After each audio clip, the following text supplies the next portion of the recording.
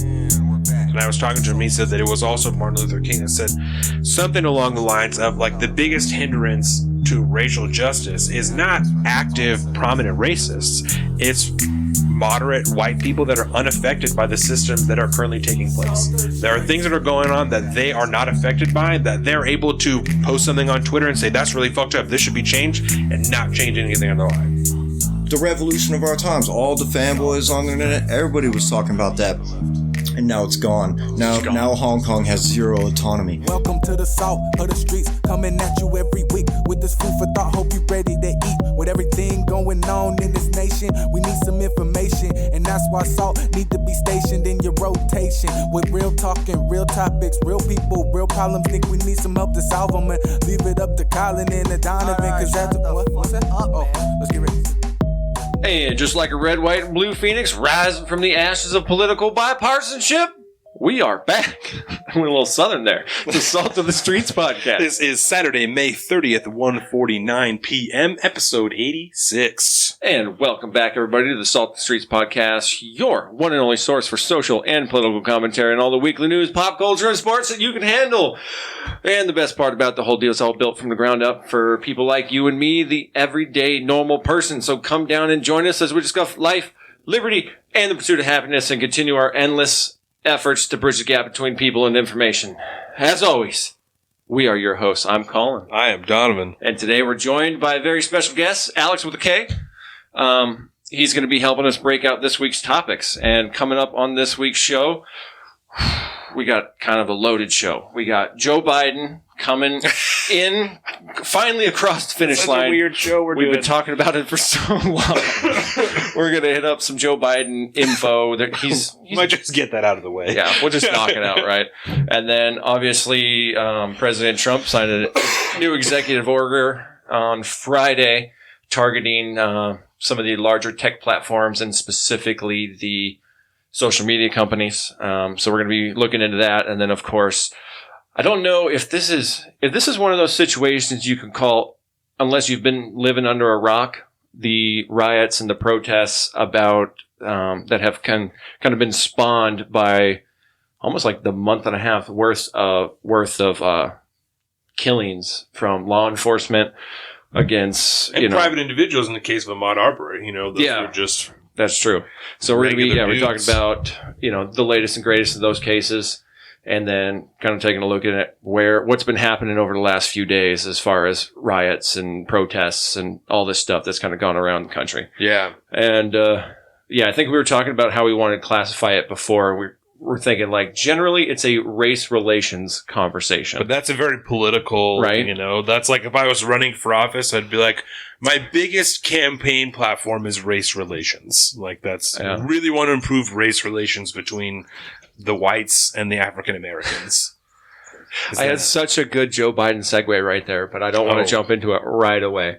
Because we want to talk to Alex a little bit about who he is and where he comes from and what he does, and specifically what he was doing during the COVID shutdown. Yes. So, essentially, Alex, what do you do for work? I'm a surveyor. Colin's my boss. So. He is here of his own volition. I promise you, there was no threats involved. He was going to get paid even if he didn't come here. There was no matter what. There you go. There you go. Yeah. Okay. So how long have you worked for Colin? Colin and Colin's company. A little bit over a year. Yeah. Yeah. Do you like this job? I love survey. What did you do before you did this? I was in the Army. Oh, word. Yeah. How long were you in the Army for? 3 years. 3 years. How old are you? I'm 30.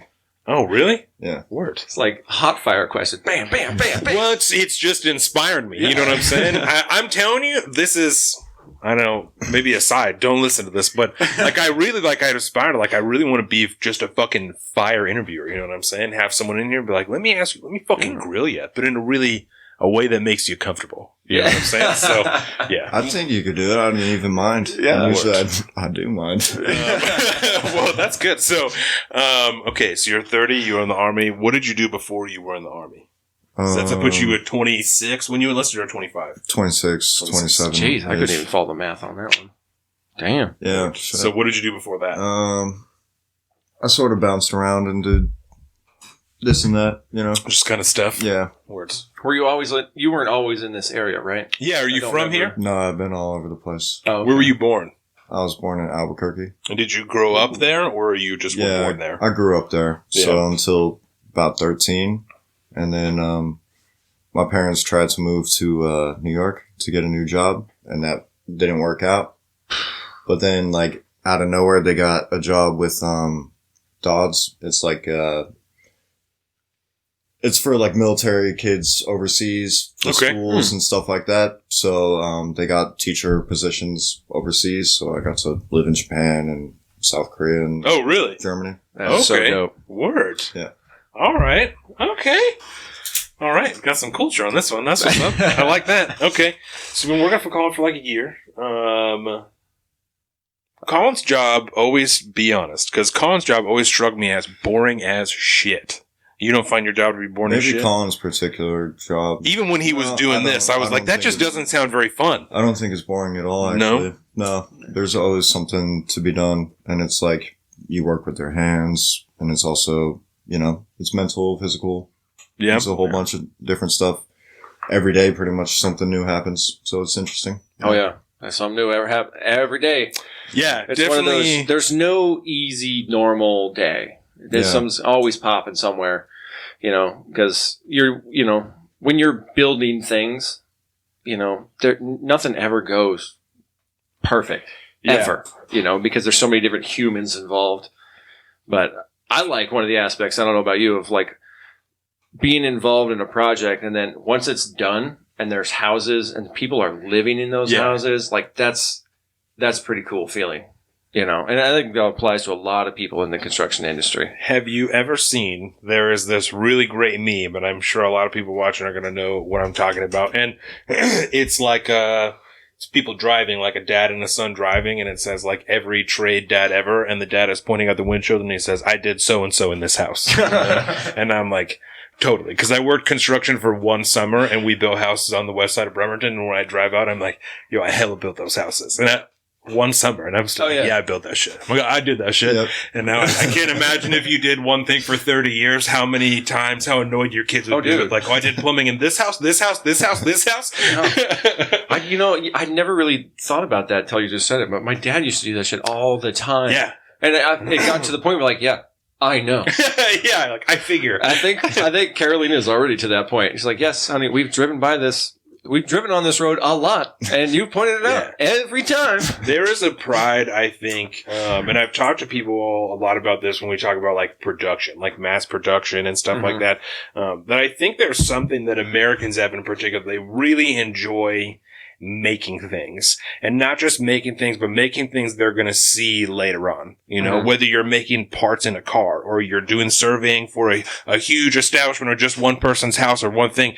Americans love to see the fruits of their labor, even if they're not the ones that get to enjoy it, you know? And I think that's one thing that's always made us so good at working in factories and shit, is not that we don't just hate those jobs, you know?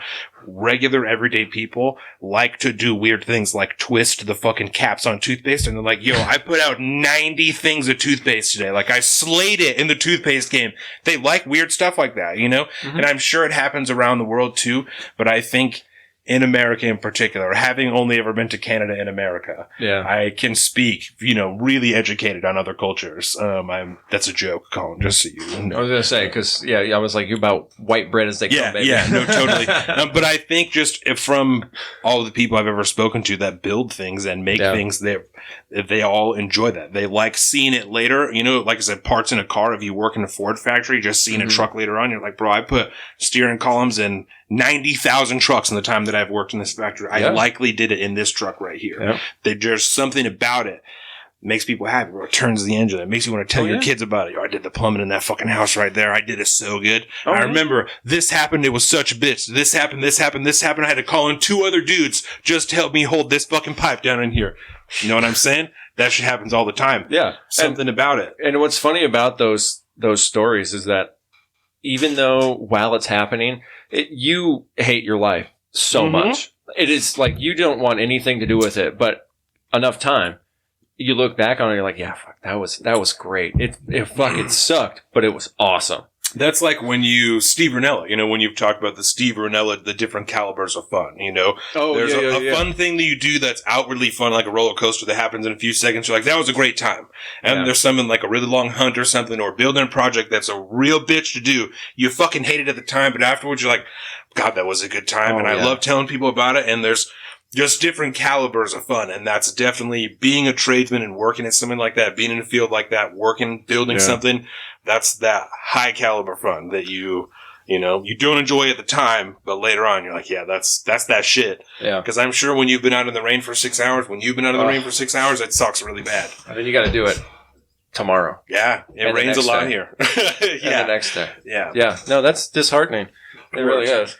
But so, I wonder if that's so much an American thing or if it's just like a human thing. And some people just due to the roll of dice and where they were born, like that kind of ingenuity almost, that kind of life satisfaction stuff that you would feel by creating something with your hands, especially if it's going to be used in the broader society at which you live in to enrich other people's lives.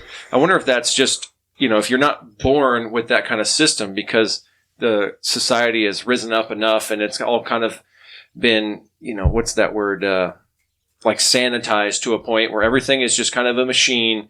And then you feel like more of a cog in that machine than anything else. But if you don't know anything else to compare it to, you don't know. But since we're America and we're kind of a little bit more wild, I guess, societally, maybe that we are more American thing. But it makes me wonder if it's just a human thing. And just to clarify, because I'm going to ask Alex to win, but just to clarify, that's why I say I think America in particular, right? I think that the rest of the world does see that because I think you're right. There is something inherently human about producing things, about making something hard work and then seeing the fruits of your labor. But I think that something particular, and I know it's just a theory, like I said, I've been to Canada and America, so I don't fucking know, but I just think, it's like such a big deal here. People are so focused on like a factory job, like even like just working in a car factory. Like, no, I want this job. I want to build these things. They're willing to stand outside a factory and petition and picket, for weeks and weeks and weeks at a time because they want that job. They don't want another job. They want this job. They just want it to be better,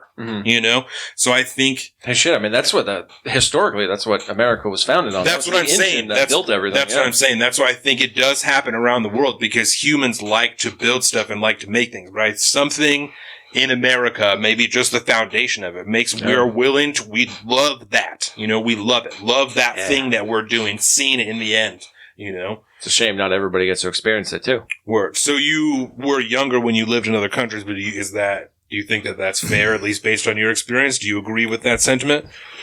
I think it's honestly just a human trait. Just a human thing? Yeah. Because I'm going to start asking people that now. When I lived in Seoul, it's bigger populace than New York City. Yeah. 40-some million people. Yes, I can't even imagine that. Because New York, I've lived in New York, and it's wild. I can't imagine more. I can't imagine. That would be like a whole different world. Yeah, you go an hour in any direction, and you're still in skyscrapers. That's crazy. That's so weird. I can't imagine that. Driving or subway, whatever. The Seoul metropolitan area is massive. Three-fourths of the South Korean population lives in the Seoul metropolitan area. Holy crap. It's ridiculous. But in such a metropolitan area, you see such a disparity between people who have basically everything and people who have almost nothing. And the people who have almost nothing in third world countries, or I wouldn't say South Korea is a third world country even, but people who have nothing in other countries as opposed to having nothing in America, there's a huge difference. Oh, it's so crazy. A massive difference.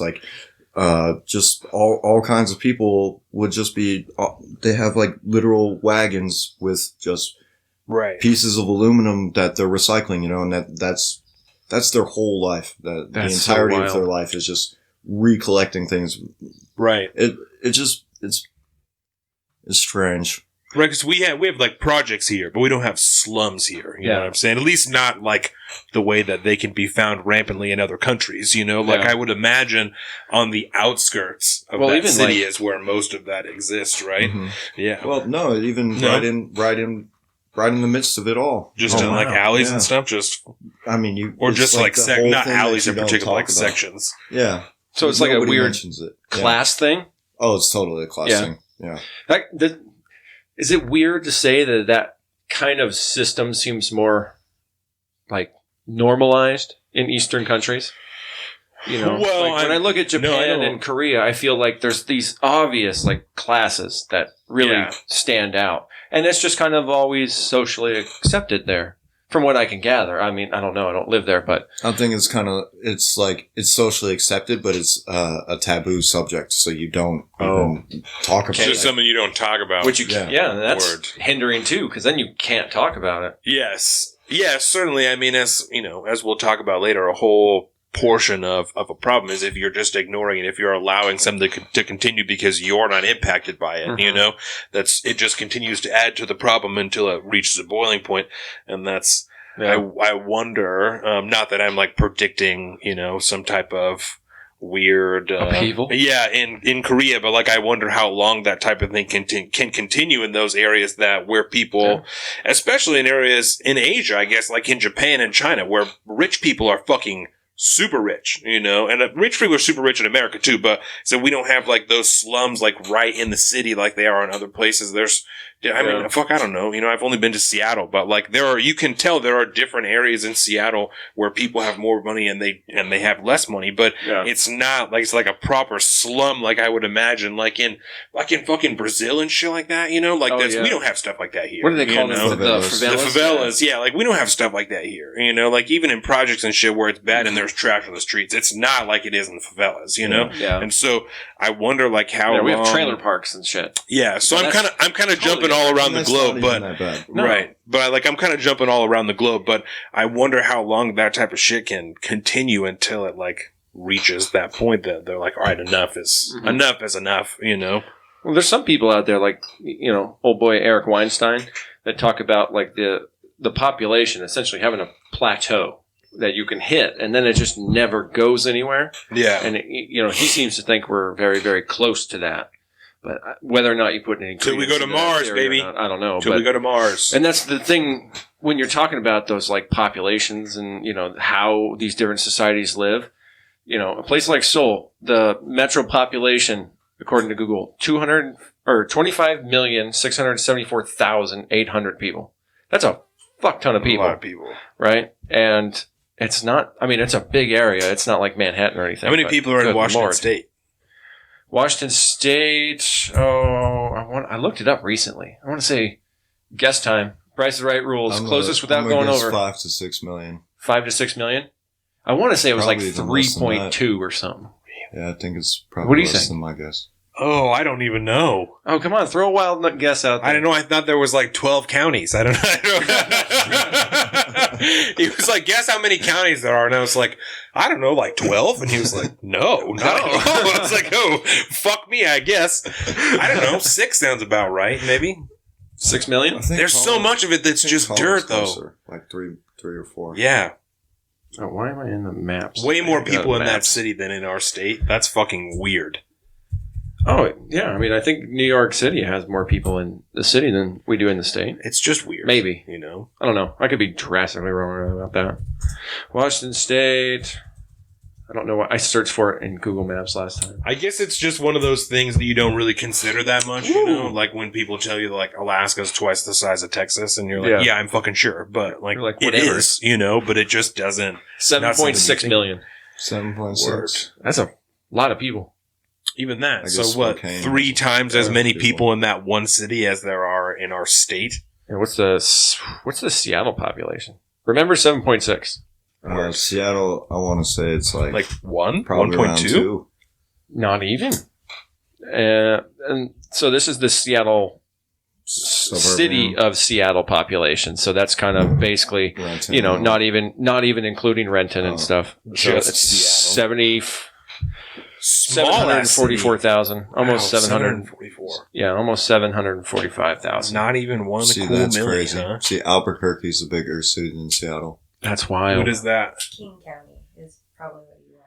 Yeah, 2.2 million in King County. That makes sense. That does make sense. Because in the general scheme of how much power that area of the state has. Yeah. It's definitely on the county level. Let that, for everyone listening and everyone here, because I just thought about it, let that put into perspective how few people there are in Eastern Washington. If there's 7 million people in the state and 2.2 of them are in King fucking County, that's insane. That's and then crazy. you have 38 other counties to fill in. Yeah. And what's Snohomish County above King? I mean, I think that's the second most populated or the third, maybe next to whatever is in Tacoma. Well, Kitsap County's pretty big too.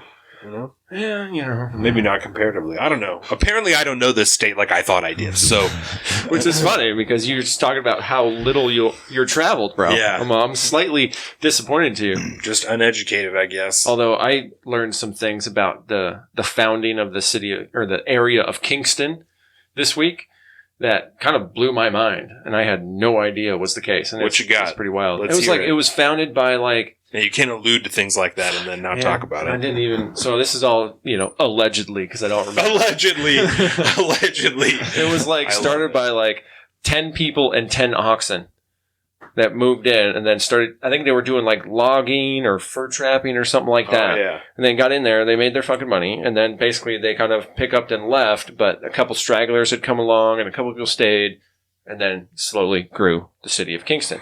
Which the plat of Kingston, I just found out the other day, it's been around since 1890, bro. That's a long time ago. Just saying. It's one of the cool things about my job. Every now and again, you come across some real cool local historical stuff.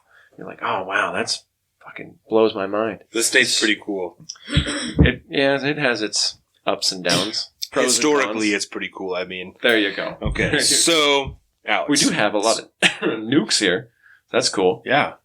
I live right next to that base, and I don't let me tell you, when Corona came out, I'm like, I don't know that I necessarily feel safer living right next to a military base. Like, this doesn't necessarily make me feel that good, So, it's a real love-hate type of thing. That's like, this is kind of cool, but it's also like, if a war pops off, I'm gonna fucking die, in 2 seconds, Because I'm just... We could be vaporized. I so could you won't hit a even know. baseball into the gates and Keyport, bro. It's We'd not be good. so screwed. Yeah. Yeah. Not a fan. We'd be like the first to go. Goodbye, PNW. Well, and that's like when we were, people are talking about martial law and shit. I'm like, the fucking gates are right there, man. I'm not going to be able to leave my goddamn neighborhood. Like, they're right there.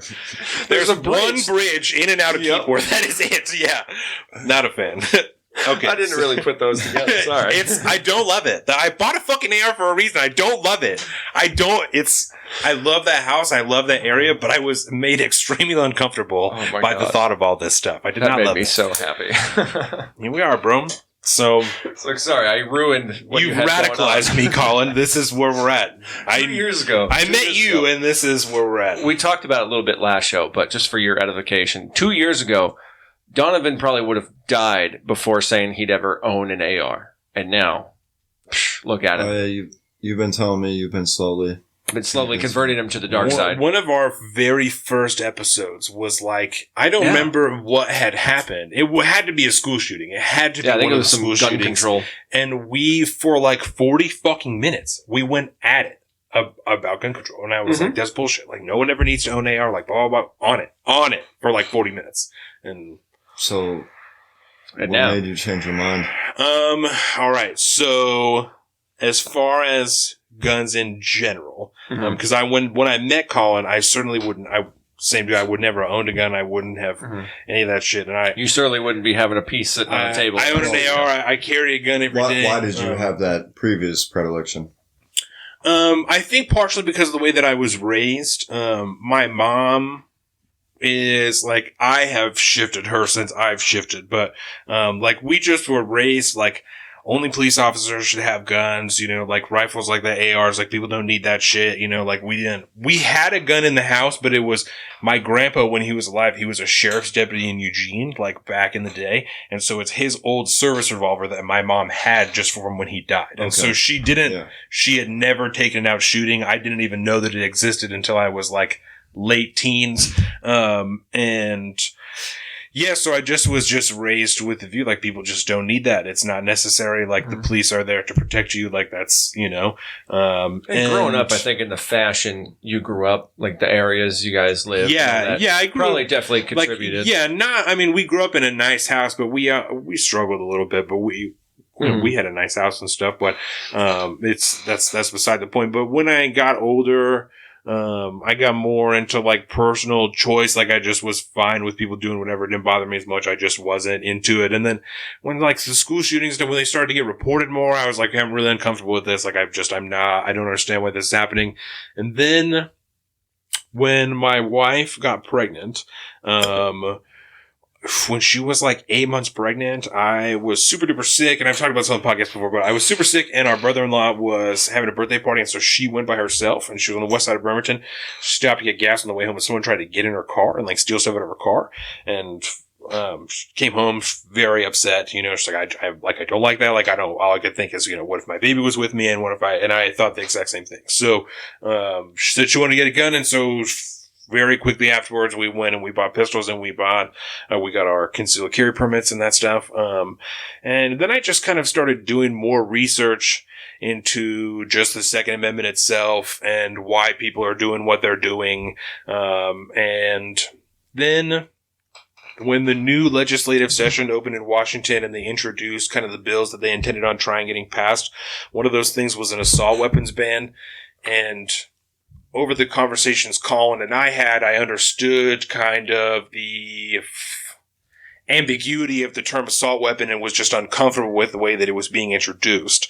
And I was uncomfortable with, in my opinion, the infringement on people's ability to express the Second Amendment as the way that I interpreted. And so I decided to purchase an AR because I didn't agree with the way that was being done. And so partially I think like as a personal protest of like, I'm not cool with this. And so I'm going to get mine, before this happens. And then when I got it, when I was waiting, I was doing more and more research and was like, nah, fuck that, and that's just kind of where I'm at with it now. And your rights should be protected in that manner.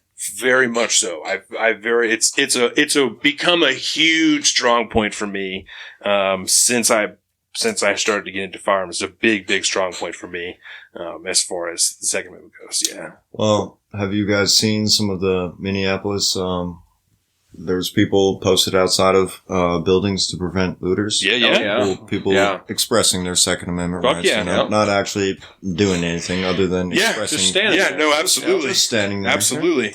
We call that officer presence. Yeah. That's the same thing. You're protecting somebody by just standing there with a gun. And you're protecting that store. You're protecting your community. Like what police should be doing. Like what they're for. Certainly. Yeah. Certainly. In a perfect world, yes. And we are going to get a lot deeper down that rabbit hole later in the show. Before we do that, I want to ask you real quick, and then we can move on. But because partially why you're here, when this whole Corona thing kicked off, were you guys out of work as soon as the state shut down, or was there? Because there was a little bit of time where like schools were being shut down, and you guys were still working in that time, right? When the schools and stuff were closing, because the whole state hadn't closed yet. It was just kind of schools. It was a weird time. Yeah. I remember that. We kept going until the governor gave the order. For everything. Yeah, for everything. He'd given the order, but it was pretty fucking vague about what essential was. Right. And then, so we all kind of were like, well... So you guys kept working for a couple days, right? We're interpreting it so that we can work. Right. And then finally he clarified, and I don't remember, I don't want to say until they red tagged as like... Yeah. It was just a few days that you were unsure, right? Yeah. Like maybe like 2 days or something like that. And then I mean, legally... Yeah.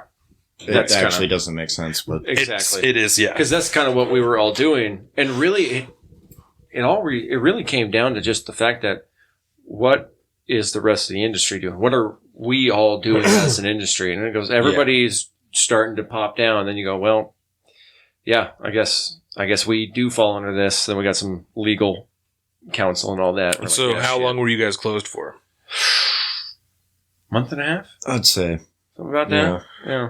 And where all of because there were some of you guys working in that time, or yeah, really anybody that could work from home.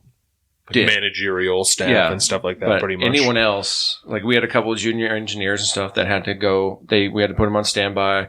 all of you guys had to get put on standby. How many surveyors are there? 4. Well, 5. Well, There's 4 7. guys that go out and work. Technically. Yeah. And then there's another guy. And then there's like me, and then my other guy, and then we got another guy in the office. I kind of try to do both worlds. How many employees are there in total in your company? Ooh. Less than 15. Words. So you guys are definitely a small business. Small business. Yeah. Do you, because it's a small business is technically under 500 employees, right? It depends on which context you're speaking about. Some like legally, as far as like as different things. Some like the smallest business I think you can be categorically, whether it's taxation or regulation on up, is like 15. And then you cross a certain threshold at certain things. Yeah. Then it's like, I think there's some at 50. And then after that, I think it's 150 or more until you hit 500 or more. And then it's like this weird word. So you guys are a micro company pretty much. Yeah, we're tiny. I've heard all these different terms, economical terms thrown out since this happened. Then I'm like, I didn't even know that anyone ever said that. But one of the nice byproducts of the COVIDs, man, is people trying to examine the effects of the economic shutdown and how detrimental it really is. Yeah. Without really anybody truly understanding it, except for the people that are living it. Well, I mean, you'd be a fool if you wouldn't be like, this is affecting the economy. Yeah. So you guys were closed for a month, you said, right? Mm-hmm. And in that month, do you have to collect unemployment in that month, or did you apply for unemployment in that month? I applied for unemployment for that month. You don't have to answer any questions you don't want to answer, by the way. No. Just so you know, I know. You're not forcing me to say anything. Or anything. So you filed for unemployment? I filed for unemployment, but I did not receive it. You never, by the time that you went back to work, you hadn't received it? The literal day I started back up at work, I got unemployment. We're still trying to get Carolina's. She's been out for 2 months at this point. I thought that did she go back to work for like 2 weeks or something like that, and then stop working again? Yeah. And that's because she's tried to go back to work, and then all of a sudden it was like, why am I struggling so much? Oh wait, you have pneumonia. Yeah. Oh right. Okay. And she still doesn't go back for 2 weeks. And so we've known our other friend Morgan. I think it took her like 8 weeks before she finally got money. Really? And she works in a wine bar, and so the restaurants were like one of the very first things to close. Oh yeah, and so they closed prematurely, I think. That was the day of the live show. Before everything was ordered to close, but things were like told that they should close, but like the state hadn't been closed down yet. So because restaurants were closed first, so they were closed like early. So when it first happened, she applied, and it took her fucking forever to finally get it.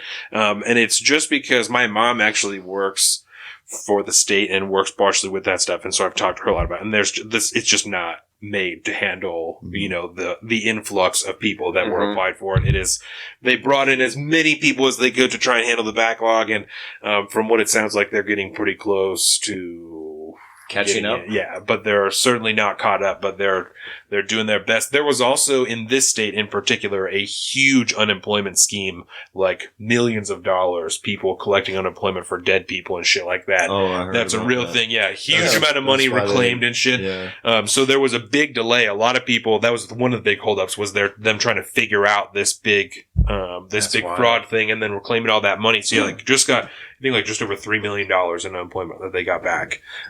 Dog. Yeah, just from people filing falsely, which is insane, right?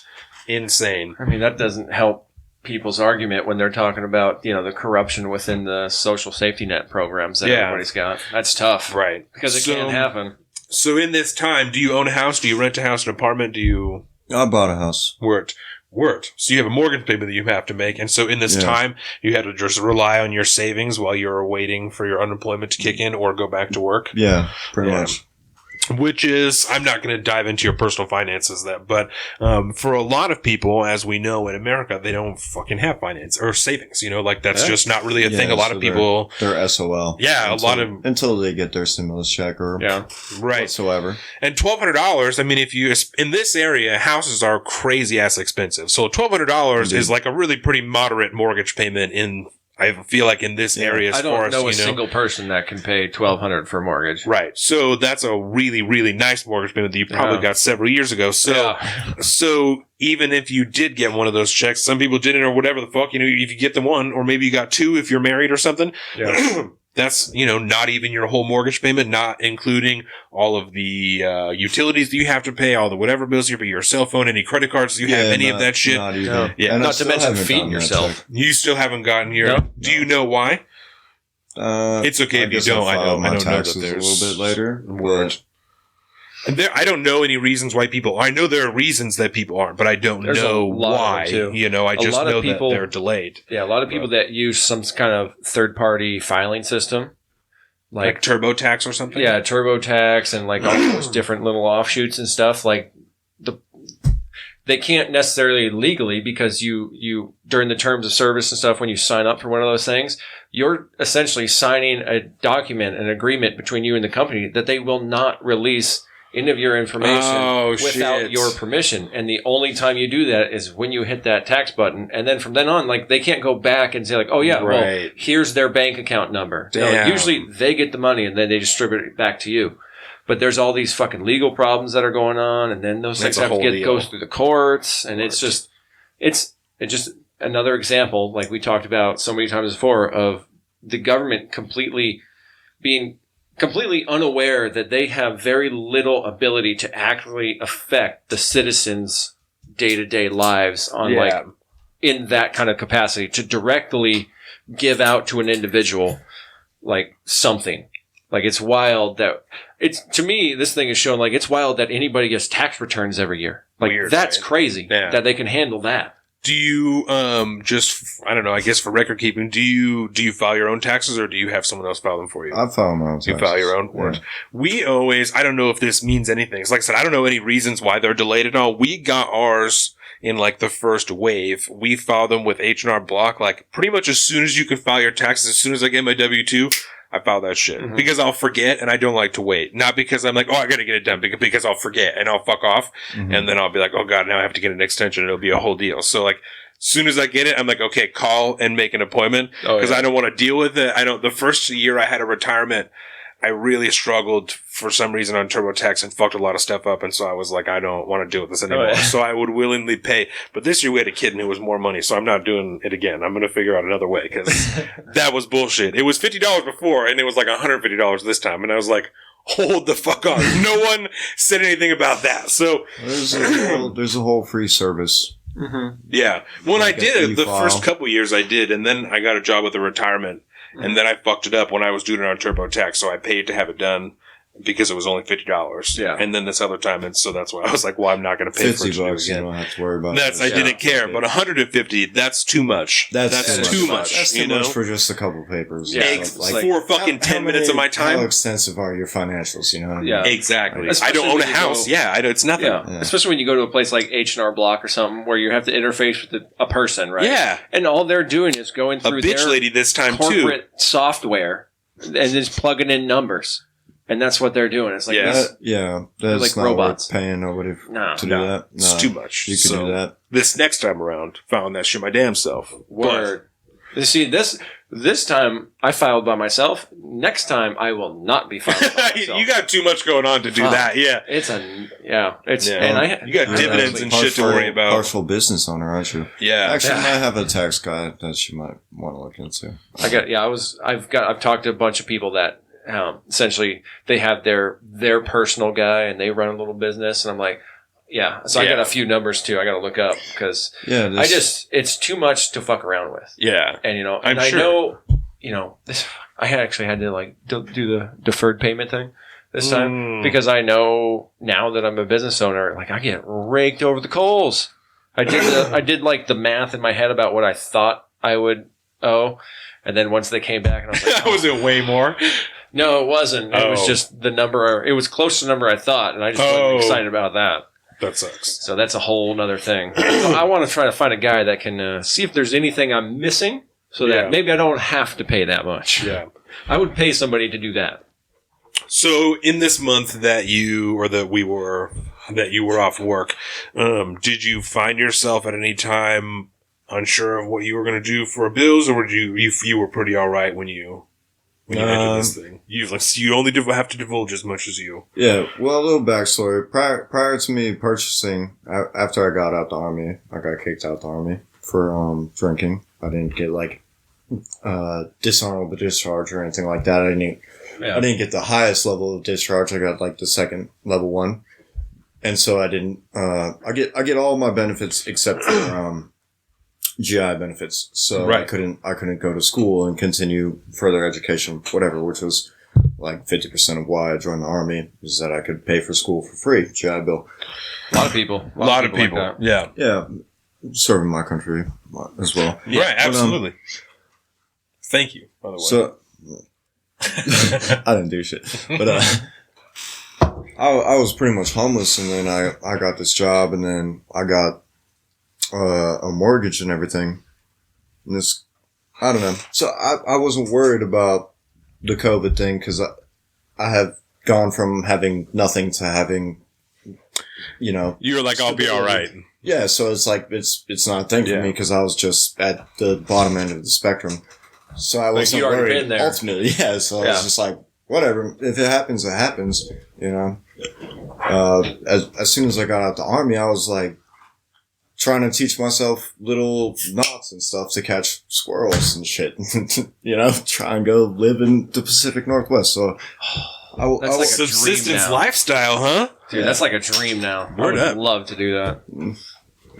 But I still need the internet, which sucks. Corona will do that to you. Yeah. Yeah, I wasn't.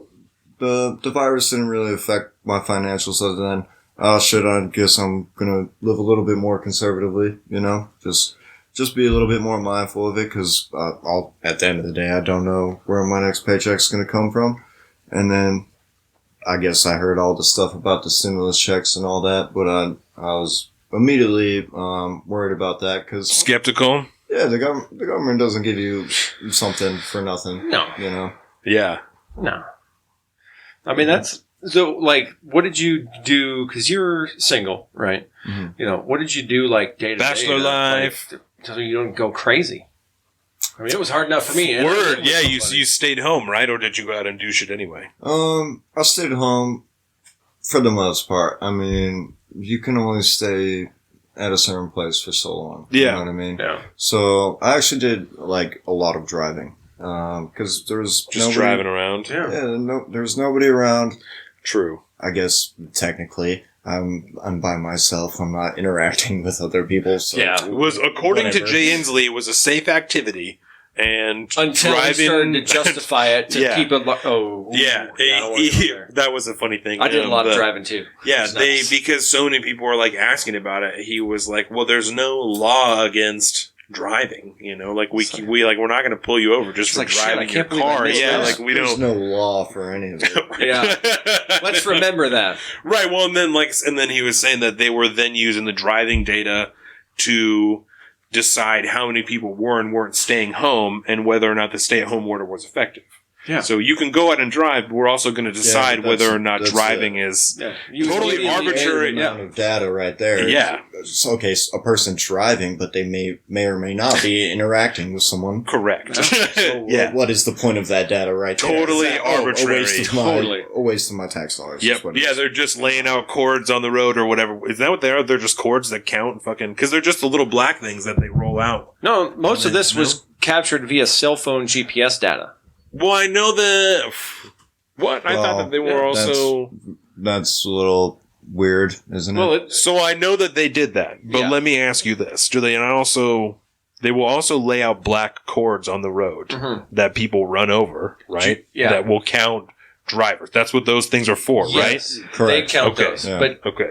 But they That's for did... He something did... el- That's for something else. yeah, When they're doing like streetlights and shit, right? Is I that can what that's see for? them repurposing Sometimes The amount that- of traffic yeah, that's going they to that location. traffic volume studies. Okay. You know, and especially if they're going to look at I'm so glad you guys are in here. Right, in 5 years, you know, the state or the county wants to build a new road system right in here, like they're going to do on whatever that highway is as you're going out to Bainbridge. They're putting in a Okay. big giant roundabout in Oh, there. right, all and kinds of the people are whole- pissed off. Yeah. it's going to be a whole thing.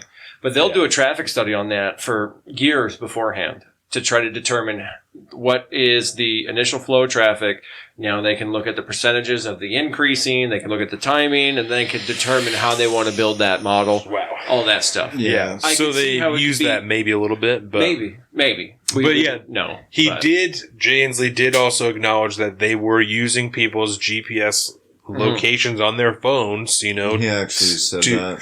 I supposedly straight up, anonymously. I have it somewhere in these notes. Yeah. I have it. Oh, I fucking was tweeting about it. It's one of the, because it was on one of the press conferences, and that's why I would have written down, tweeted about it instead of written it down. I remember I was standing at a heat press at work, and I was away from my desk, and that's why I tweeted it out instead of fucking writing it down because I wasn't at my desk.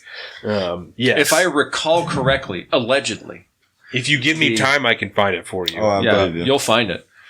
But allegedly, the way he had justified it, in my mind, if I'm remembering this correctly, he said that they got this data from the cell phone carriers. And supposedly it was all anonymous. They just got numbers and data, and that was about it. Okay, well, that's bullshit. Exactly, right? Yeah, what makes you think you can trust that, Well, first of all? And I don't like the fact they're not tracking cool. you to begin with. But the fact that the carriers would directly, they just hand that information over to the government. Yeah, That's just disturbing willy-nilly. enough. Just because, Here you go. There we go. all of those corporations defrauded the American public because they got awarded an $8 billion contract to give fiber optic to everybody, and then they just took all that money. They legitimately just took it all. I have never heard about this, but if you ask me if that surprised me, AT&T, all of them. I wouldn't be surprised. It's very interesting. And if I want fiber optic out here, do you know how much that will cost me? I don't know how much it would cost me out here, to be honest, because all I know is that if it's not available in your area, they will trench it out to you and put it in your house, but you got to pay for every square foot that they need to go. That's probably And there's a a cost on ridiculous it. amount. Yeah. But then you get your whole HOA or whatever. Yeah, you can people, contribute. and then Yeah. they all split it. Yeah, That would be a good one. yeah. I'm not Probably real bringing familiar. fiber optic out here. I would pretty soon. love fiber optic, man. How That much would be, it cost you? I don't know, but it's got to be. It can't be more expensive than what I have now. We have some of the worst Shit. internet in the country, right? At least like rural internet speeds. It wouldn't surprise me because it's. I feel like I've heard Derek Kilmer say that. That's you the know? only thing he cares about. That That's is like the one only of- that's like consistent his thing I hear big about is thing. internet speeds. He's like, it yeah, doesn't seem to we- get better, but Yeah. from what I understand, in like our rural areas, Imagine Kingston, that. I believe, being one of them, we have like some real shit internet speeds. Jake has talked about that. That like the Wi-Fi at his house is just dog shit. Oh yeah. Megabytes per second. I mean, you've been up his driveway.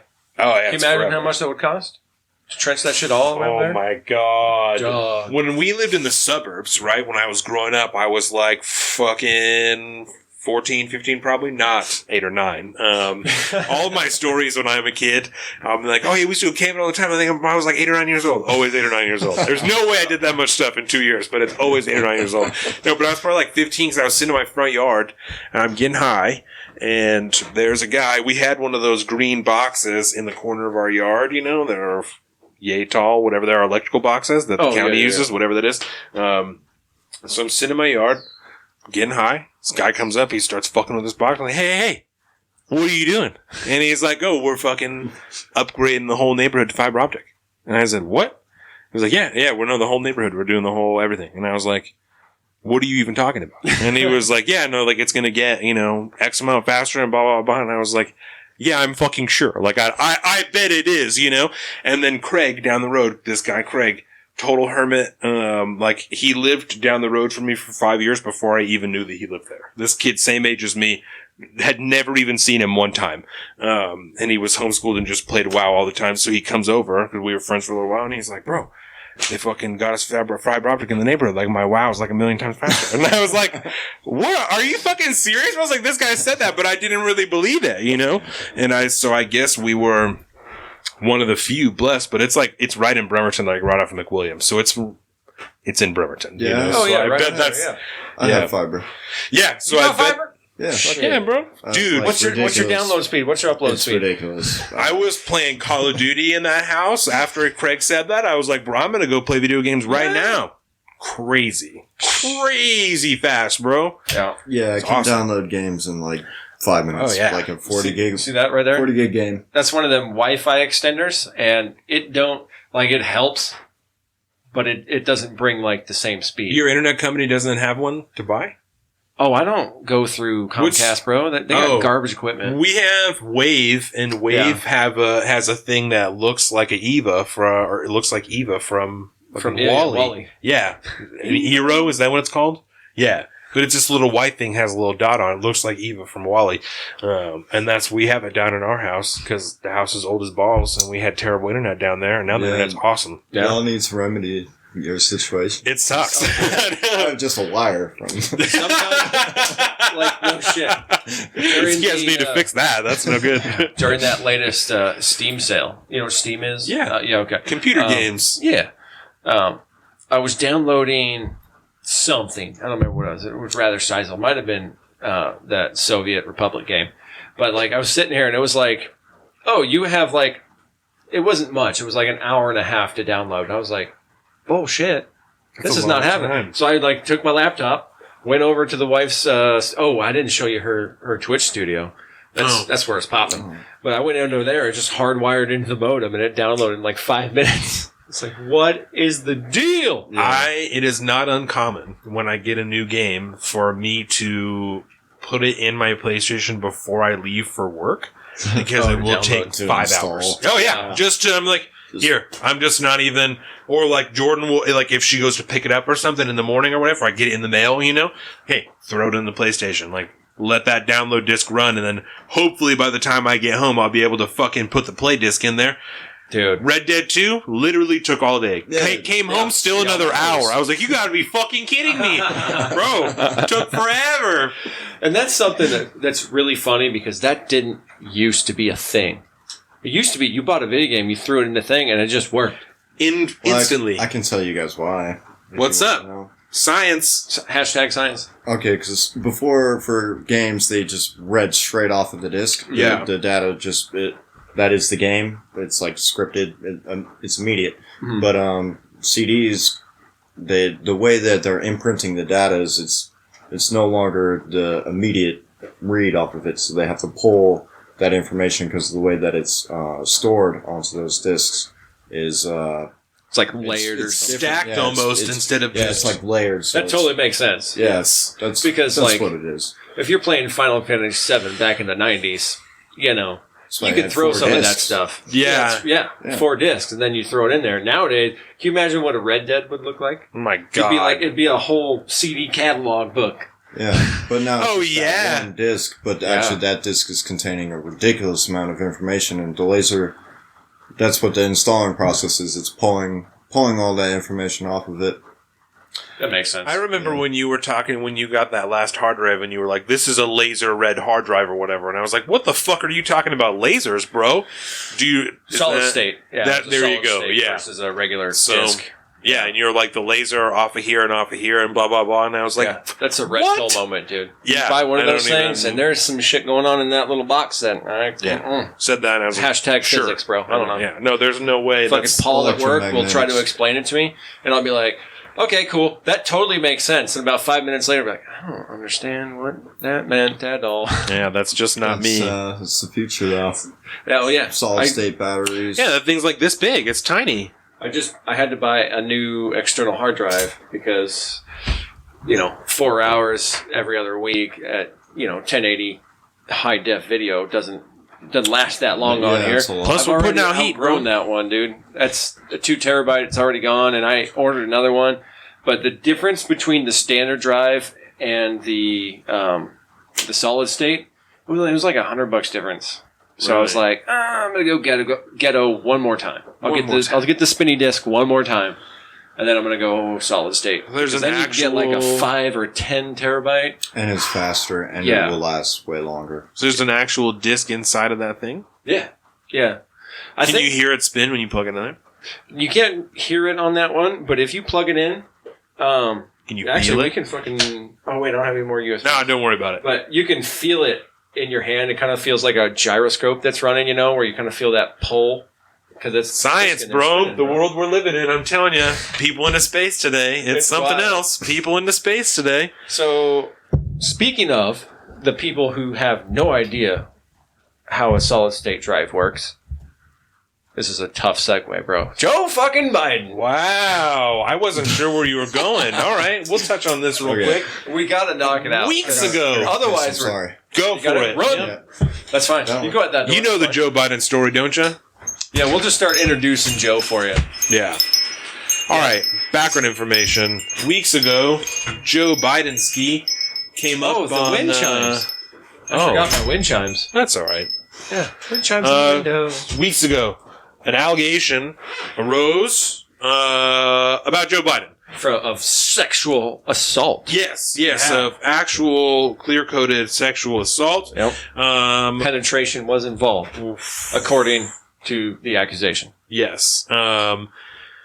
So we're not going to rehash her whole story. You can find it in, any number of places, but just because we're not going to do that. But he was formally, she didn't file charges because She did file charges. Oh, she did? Filed, Is it not too long ago? charges. She filed a police report, Right, okay. which that just makes it official. Official. That's an So, official accusation. yeah, so official accusation of sexual assault by Joe Biden on a woman named Tara Reid. She has a different first name, right? Tara's She has a middle lot name. of aliases, which is interesting. Over Right. the years, she has had, I think, up to 6 different ones, and they usually involve another name called Alexandra. And it's Alexandra, and I can't remember her middle name. Generally for But, writing, right? yeah, different writing purposes and different different outlets. She'd have different pen names and such. But I believe her full name is Tara Reid. That's her actual name. So when this happened, there was, this woman, Tara Reid, came under immediate fire Immediate attack. from, anyone who leaned even a little bit left or opposed Trump in the slightest. Yes. Anyone who would want to see Joe Biden become president was immediately accusatory of this woman and her intentions and whether or not she could be trusted. It was really pretty shocking, right? And so the biggest story as far as, not that this is not a huge story because it totally is, but until there's totally some was. type of formal investigation happening, all we can do is say that this allegation arose. Joe Biden, his campaign formally denied the allegation. So Took that's him a while to do. Yes, if I remember it right. did take a About little while. week. The president himself came out and said, hey, Joe Biden, you should come out and you should denounce this and come on the record and, then we'll move on with it. Which the president himself has some accusations. He may be speaking from experience and he's like, listen, I'm telling you, just You come just gotta out get it and in front, bro. just get it over with. Don't try and wish wash on this. Just get it done. So eventually Joe Biden did, him and his campaign did come out and deny the allegations. So past that, was as it. far as That was investigations go, that's pretty much it. The only conversation to be had really around that is how, the media narrative kind of carried him through everything. And a lot even the hashtag Me Too, one of the Yes. most outspoken Me Too voices, Alyssa Milano, yes. decided to just cut ranks and run towards the Biden because, I don't know. It's because everything is stupid. That's why. Because everything now is politicized to the point where you can't have a conversation about a fucking pandemic. You can't have a conversation about anything.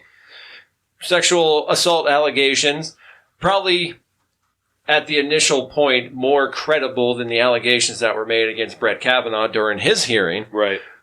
But it doesn't matter because we want Joe Biden for president, so we're just going to hush-hush, attack Tara Reid, and just charge forward to the point where people just quit asking questions. Right. It seemed like a lot of this, at least in the mainstream media, the narrative broke down towards the end to all women should be heard, but we think that Joe Biden, is telling the truth, and so this is what we're going to run with. Nancy Pelosi herself, I remember, tweeting that video. In so many words, it was, I believe all women, I trust all women, but I've known Joe Biden for a really long time, and so I'm going to go with what Joe Biden is saying to me. And it's like, Al Franken's sitting out there in the wings like, you assholes! what the fuck? What is this? Yes, yeah. So I entertained America for how many years, and this is what I get? Exactly. Yeah. So the biggest story past that on our part, was just the staunch difference in the coverage of these allegations, just like you said, the Brett Kavanaugh allegations. And we covered Brett Kavanaugh for fucking weeks, dog. It had to be 6 weeks that we talked about Brett Kavanaugh. It was so terrible. It was horrible. I mean, the last 2-3 weeks were like, unfortunately, we are still goddamn talking about Brett Kavanaugh because it just continued, right? So, God, it was forever. I'll link to those episodes. Let me write that down real quick. Brett. All like 8 episodes. Okay, so I'm going to link to the first of those episodes. There you go. And then the series of episodes after that is about Brett Kavanaugh, so that if you are interested in getting background on that whole deal, the confirmation hearing, just because for a brief, whatever, Brett Kavanaugh is the newest Supreme Court justice. He was nominated and confirmed last year, probably about a year ago, I would imagine. I'll know that. Fact check. I'll know that as soon as I post the episode on Monday. And during his nomination and confirmation, a woman named Christine Blasey Ford came out with an allegation that she was sexually assaulted by Brett Kavanaugh, like at some party or something. Yeah, like in the 80s, I think, or like a while ago. I believe when they were in high school. It's college, I think. High school, early college. Yeah. Anyway, or no, he was in high school, but it was a college party. That's what it was. Doesn't matter. The details here are not going to be specific, but back in those other episodes, we'll have them pinned down to a T because at the time it's fresh in our mind. We consume so much information that when I leave here and sometimes we'll go out to dinner with our family or something, I'm like, oh man, what'd you guys talk about today? I'm like, I have no idea. I know. We talked for 4 hours collectively. I have no fucking idea what we talked about today. We spend 14 days in between shows packing our head with all of these things that have happened throughout the week from all different. We capture all the narratives, as many facts as we can possibly do, and we pack it all in there and try to make sense of it. And then during the podcast, it's just basically open the vent. Let it all go. And we feel like a new man afterwards. So when the Brett Kavanaugh allegations happened during the confirmation, I mean, there was... that's like pretty much what the whole confirmation hearing was about. You know, it was very partisan, very split. Certainly all the Democratic questions were about this. And then Christine Blasey Ford came and she testified in front of Congress. And then I think the Brett Kavanaugh came and testified again after that. It was like a whole deal. And when that happened, there was an immediate tone from the left of this is unacceptable. He cannot be confirmed. It's got to be taken away right now. This was Christine Blasey Ford needs to be believed. It was right in the height of Me Too. It was right in the peak of all that. Well, even Biden himself was like, for a woman to put themselves out there in the national spotlight, you have to at least believe the premise of what they're saying. Yeah. And he tried to say something close to that recently, when he kind of had his non-apology. Yeah. But it wasn't as eloquently put then, because even compared to, imagine what Joe Biden looked like during the Brett Kavanaugh hearings and what he looks like today. Way different. He's like, all of a sudden, he's morphed into Skeletor. Yeah. He has taken the mantle of Skeletor on away from Nancy Pelosi for me. And high definition TV doesn't help any of those people because like 4K and shit, when I'm watching a 4K C-SPAN on my phone and I'm seeing a close up of Nancy Pelosi, I'm like, this is not good. Like I watched a press conference on my TV at home, so it's a big fucker. You've been there. So I'm sitting in my living room and I'm watching President Trump and then Mike Pompeo after that, and I was like, this is like, have you ever seen the memes when they take Bart Simpson and they show you what he would look like in real life? No. You gotta look that up on your computer. You've seen that? It's fucking scary, right? Yeah. That's what it's like. That's what it reminded me of. Look that up, because that's what it reminds me of. Is like, you think what someone looks like, you see a picture. Whoa. So that's what that reminds me of. If anyone watching, go and look that up right now, what Bart Simpson would look like in real life. And that's what that reminds me of when I was watching them on my TV at home. I gotta put that away. Some terrible. You can't see. On C-SPAN, on a White House broadcast, I was like, that's not good. They look really bad. They just look like shit. So it's not good. It's like, well, when we watch the hearings, you see some of those senators and stuff like that have like 300-point font on their talking points so they can read it. Horrible. You go, what is going on here? Yeah. Thank God for high def. And to the credit, and just in full transparency, when Brett Kavanaugh happened, when the confirmation hearings were happened, I was like, pretty convinced, because I felt very, I don't know if you remember, I felt very strongly at the time. Like, I don't know why this woman would come and testify in front of Congress if she's fucking lying. Like, I live my life honestly, especially since I read that Jordan Peterson book. Like, I used to lie a lot when I was a kid. So when I became an adult and I started to kind of get that karma back, I was like, I should really be honest in my life because this is fucking with me. Especially once I read that Jordan Peterson book, I'm like, I just don't lie. I don't lie about anything anymore. I just don't do it, So living my life that way, I couldn't imagine why someone would lie about something so fucking serious, so serious. You know who JBP is, right? Jordan Peterson? Yeah. Yeah, okay. I think he might be a little bit of a shill, but...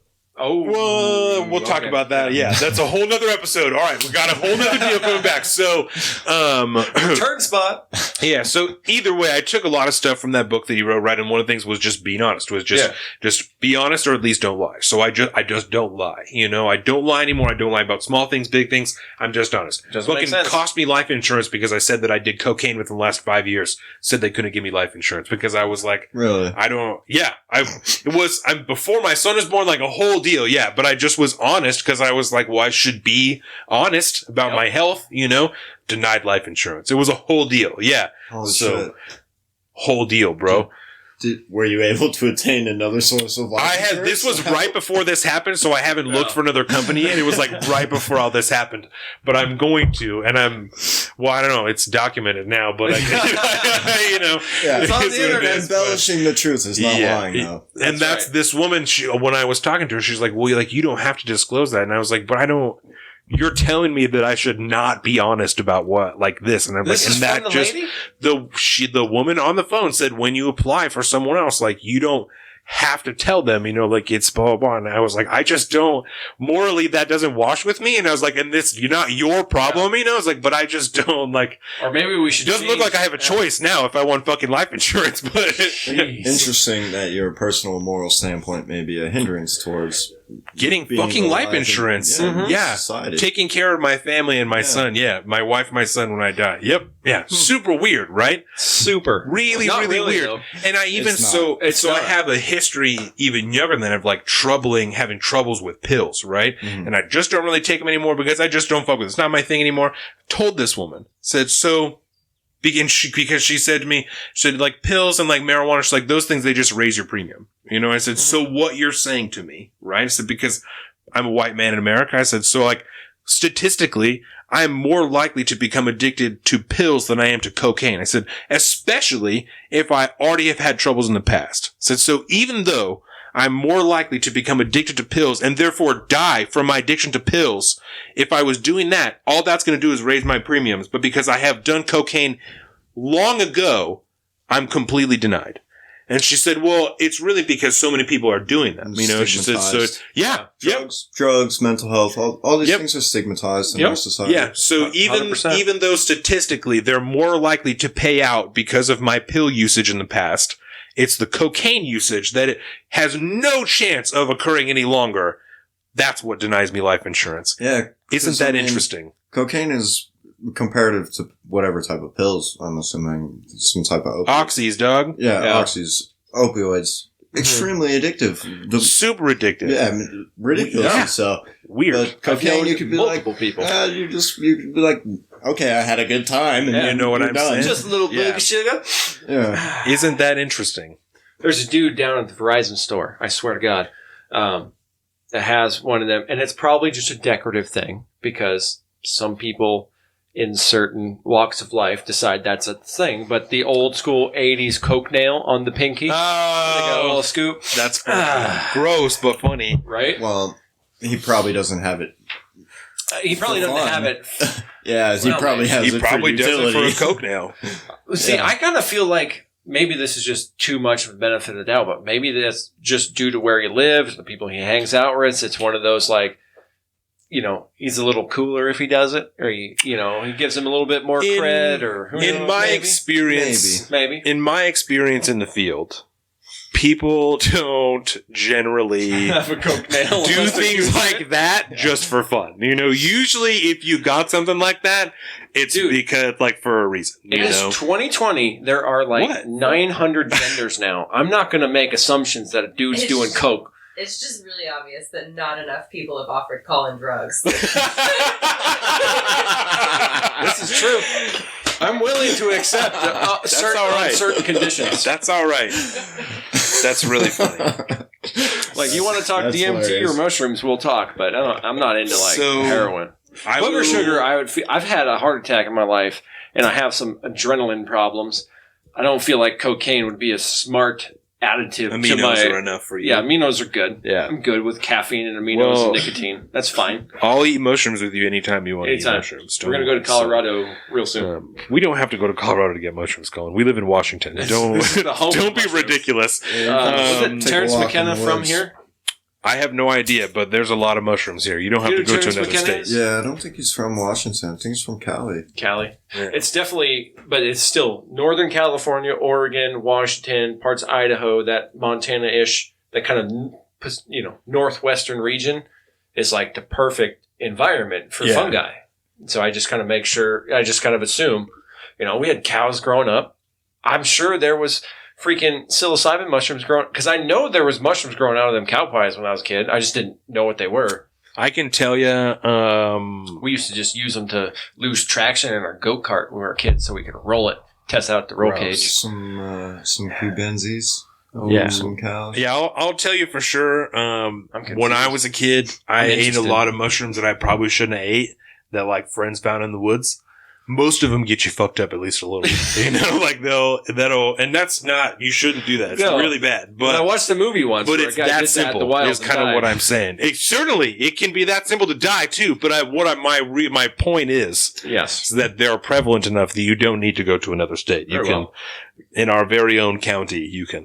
Oh yeah, Almost that all reminds of me. The western half of the United States. Yeah, Yeah, Almost good. everywhere Anywhere it's in where the it's world kind of you can get humid, shrooms. right? Yeah, Yeah. almost everywhere.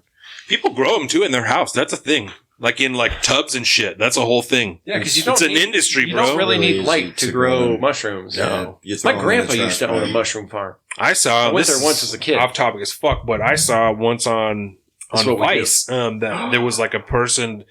I don't remember what show it was, but they used to just go to different people's houses that were making drugs and shit, and they all had masks on. Oh yeah. And this dude had just tubs and tubs and tubs of mushrooms in different phases in a storage thing in one room in his house. And he was like, these ones are this, and these ones are this, and these ones are this, all in different heights and shit. Have you Shit drying and fucking. Have you listened to those episodes of Rogan with the mushroom guy? Oh yeah, bro. And, Dude, that dude's got me Stamets. convinced. Mushrooms are the Hamilton key. dude or whatever his I name. can't remember his name. Hamilton But yeah, Morris. He wore that. The first episode he was on, he wore a hat made out of like some kind of mushroom, Yeah. and he's super interesting. It's like a Paul Stamets. Is that what his name is? Or is that a different Probably. guy? I'm gonna have to look it up now. You're gonna make me look this up. I It's ain't like my own Hamilton. Jamie, It's bro. like Hamilton something, and he does all the thing with the vice. Is that who you're talking Hamilton Morris does a thing on there, and that might have been his show that I was about? watching. He does. Paul He Stamets. does a Yeah. pharmacopoeia. Right, of, right. Of drugs. Yeah, so it probably was that show that I was watching if he's talking to those people. He does all manner of them. I used to watch that shit all the time, but yeah. Thanks to that guy, I'm super into mushrooms now. That Yeah. Four Sigmatic company that makes all them mushroom drinks. I go through Make those. mushroom drinks. Like for I will grab a nootropics, packet. like for your brain and stuff, not to get you out. There's some. Yeah, it's a, Yeah. yeah. Okay, And, well, and not even like the Four Sigmatic stuff is all about like just brain health and Nugenics. Yeah, nootropics, bro. Nootropics. There you go. Yeah. Stuff that helps regrow neurons and grow new neurons and free stuff like radicals, things of that Yeah, nature. In and your, we're talking your like- cells. that. Chaga mushrooms, lion mane, which grows naturally in the Olympic rainforest, by the way. Chickens and that kind of hens stuff, and morels. Like Tracy goes hunting for morels all the time. I know a lot of people Trace that do. Bowles is a morel king, bro. He knows all the spots. But I am so gun shy about any kind of mushroom because there's some I've seen too many specials, man. morels are pretty straight up. I think. I mean, Yeah, they're pretty they definitely have a look like a different tree shape. You know? They're, You remember Mike? The guy, my predecessor. He goes shrooming all the time. Yeah. Whenever he You does, should he just brings talk me to some. Tracy, bro. Tracy will show you spots. Tracy just be out there with his dog. Trace smoking balls? and shit. Yeah. Ooh. Just out Speaking there of, with his Man, dog. Just give me Yeah. some good yes, shrooms for Tracy, my diet. Tracy, just takes out his dog, Blue, and just go walking out in the woods and shit. And he's we'll say that is a cool ass dog. Dude, When he's Blue's in there on the an awesome weekends, dog. he's a good dog. yeah, Blue's a great dog. Yeah. We used to work together, FYI, if you didn't know. So we know a lot of the same people. Yeah, Blue's You great. told me a little bit. Okay. So, in closing, on Indeed. Joe Biden. No. I've Oh, what you got? more All right. Joe Biden Oh. news. That was what we had initially wanted to talk about, was the Tara Reid allegations, all this good stuff now. Yes. But That is now, a complete fallacy. probably. You think that I don't have an accusations? opinion either way. I'm just I don't know. interested. I don't. Judging by Yeah. the way that they just kind of died off at this point, it's not a thing that we're dealing with anymore in the real world. But like, why is You that think the that case? it's Why? You think that it's why, not a true why would it allegation? just die? It doesn't Because the matter media if it is or it doesn't isn't. want it to live, because that's The their media guy. doesn't want it to live. Yeah. Certainly. That's my case, because they have such Trump derangement syndrome. They're willing to, the weird thing about the media, because all of this aside, all this stuff that we've talked about with Joe Biden, the media, my personal opinion on all of this stuff is essentially the fact that the media narrative, because they have chosen to. Do you They've smoke? chosen the side. Do you want to hit up? This? Sure. Boomskis. Sorry, I should ask for. Sorry. That's go right. ahead. No. The what we think of as like the mainstream media now, like the media itself, they have chosen the side in the culture war, and they've chosen the side of intersectionality. Yeah. Right. And so they kind of are in this weird spot where they get to essentially control the narrative of this far left, intersectional narrative, because they're the only, they're the mainstream. And so whatever they adopt, even though there are, other outlets like Pod Save America or, other progressive outlets, the Young Turks, stuff like that. Oh, the Young Turks. That's not anywhere on a scale like the mainstream media, right? And so even though they get their... You mean like in funding and stuff like that? Just in overall societal and Influence. institutional power. Certainly influence, yeah. Because I think that if, as far as views go, a lot of the YouTube shows compare to CNN and shit as far as individual views, but not in monetary compensation, and as because far as ads and shit are mainstream outlets go, CNN is by far the most far left. Yeah. But even ABC, NPR, all those kind of mainstream things. MSNBC? But the problem is that even though they may lose people along the way, like the Matt Lauers and the Charlie Roses and the... Matt Lauer, right? Yeah, Matt Lauer. And what was that? Charlie Rose to my grandma. He dipped from them. Oh, they fired him because he was accused of he was sexual giving assault and people rape. dildos as it was bad. gifts and shit at work, and he had a Okay, button. well, that's not a surprise. Babe. Okay, I heard there was some stuff about Babe, sexual misbehaviors, allegedly. Oh, yeah. Babe, am I correct in thinking that Matt Lauer had a button under his desk that locked his door in his office? I'm remembering that. Yeah. Okay, well, that Matt doesn't Lauer was surprise- doing that creep doesn't shit. surprise me at Yeah, all. but he was even in the middle of Me Too, around before Brett Kavanaugh, but around that time in the main sweep of Me and Too, what was Matt that Lauer guy's got name? swept up. Those that- people actively suppressed the whole Epstein Yes. shit. For Hard yes. show. They- Which is, if Epstein if isn't you're the gonna king of Me Too. If you're going to suppress a pedophile... You gotta keep your own weird rich, shit quiet. extremely connected pedophile, what else are you willing to suppress? That's like the biggest Everything. news story of all. Yeah. Like, Your own darkness, certainly, if you're When going to hide James someone O'Keefe else's. of Project Veritas dropped that, what was it? I think it was ABC at the time, right? I think so, yeah. That footage of Amy... I can't Amy do it, but- Rohrbach. Amy Rohrbach, thank Have you. you seen that video? Yeah, I think so. where probably. she's Talking about the Epstein- Yeah. Like, they have that much power to squash stuff like that, and then continue to carry on to be the powerhouses they are, right? And They're that's what I'm friends talking with the about. royal family. Exactly. Right! They need Fucking to Prince secure that Andrew. royal interview. Yeah. But that's kind of my They're all whole German, by the way. my whole thing with this media, this giant, massive media thing, right? Whether or not it's a conspiracy where they're all in it together, or it's just kind of due to the nature of what they are and how they do things, and they more or less operate independently on Connected the by same darkness. road. Yes, connected by darkness, I think is a good way to put it. Like, they get to manipulate that far left intersectional narrative and to decide what matters and what doesn't. And so when we get to a point with this Tara Reid situation where this is something that just needs to go away, the reason it didn't go away right off the bat, or the reason it came to light to begin with, is because they didn't have the power to squash it now, because things like the videos that come out during the riots that we're seeing, all this happen to come out via social media, and it becomes a news story. This wasn't a news story presented to us by the mainstream. And Tara Reid came out on her own. I would add that Donald Trump's media presence is fairly influential. Not so strong as the mainstream media, but the presence that he carries, because he bolstered the shit out of that Tara Reid story. Him and everyone who loves Donald Trump were trying to boost that thing as much as they could. And I think that plays a factor in that he's like, nah, fuck that. We're going to put this shit out there. And everyone was trying to put it out there. You know what I'm saying? But ultimately, on that side, I mean, nobody's talking about it anymore. Certainly. Because they have chose that this is something that they just needs to go away. Well, and so they get to do that. And so all them people like Me Too's and stuff it doesn't matter anymore because the media narrative decides that doesn't belong in that category. We don't need to talk about it because of whatever reasons they have to do that and move on.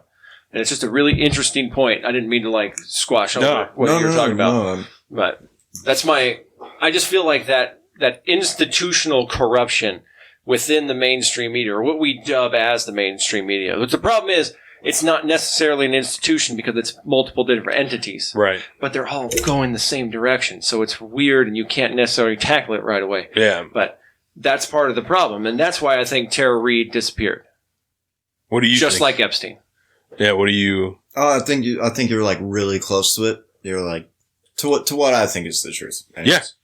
Because this is all opinion. This is all opinion. Yeah, it's all opinion.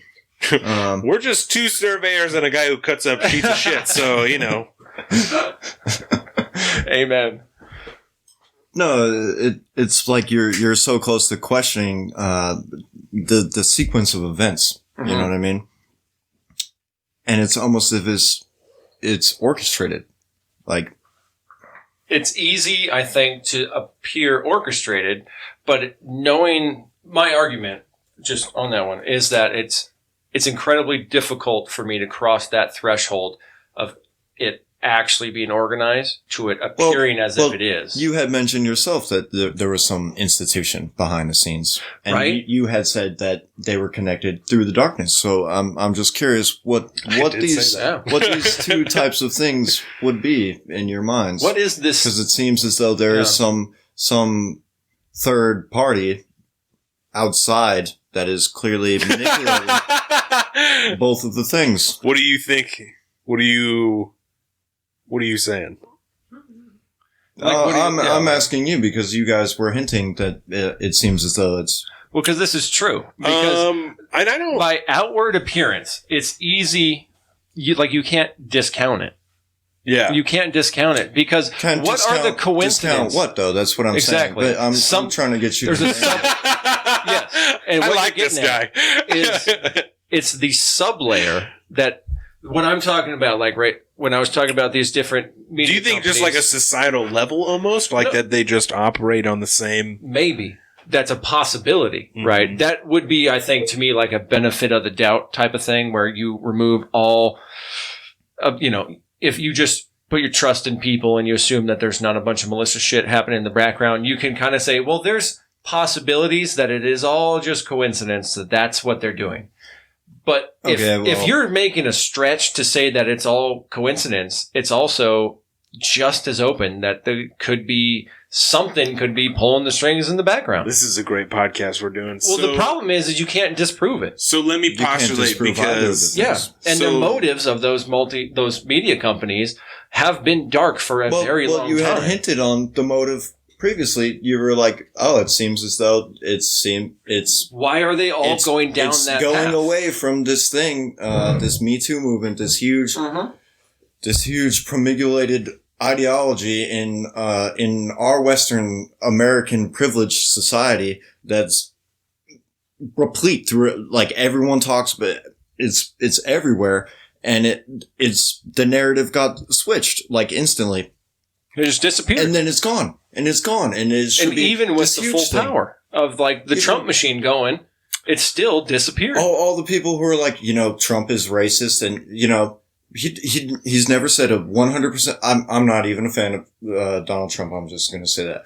But he hasn't said anything extremely outwardly racist directly. Okay, he said, okay, these are shithole countries. Maybe that's his fucking opinion. Said some shitty stuff. He said some, He's just a he bad said some fucked up communicator. things. He never said something outwardly racist, in my opinion. But what was it? 2 days ago, fucking Biden was talking to Charlemagne. Oh, yes. Interview, and he's like, if you're voting for Trump, then you're not black. Yeah, ain't black. Yeah, Okay, no good. Well, why is a white man telling a black person about his blackness? Exactly. And this is this whole platform that they're supposedly running against, and not the racism. And Have you seen it doesn't make sense. I at have all. seen it, and I also thought it was interesting. I think that I was watching Ben Shapiro, and he had like a small compilation of different people on like left media, like mainstream media, that were like, his apology is good. Like, we're just gonna like move on. And I was like, that seems really weird. Like, I don't. Far be it from me to tell any black person how they should feel about what he said, but that seems really weird. That it's like,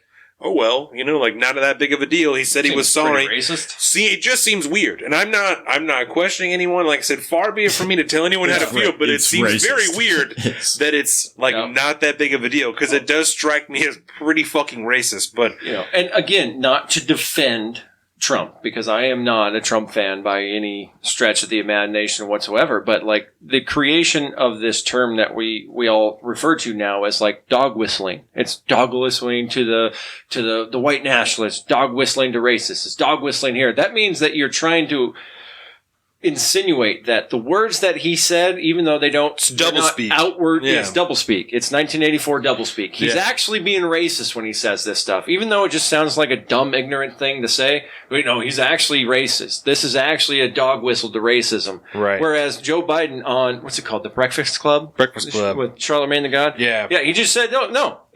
All I'm saying, if you're black and you vote for Trump, you ain't really black.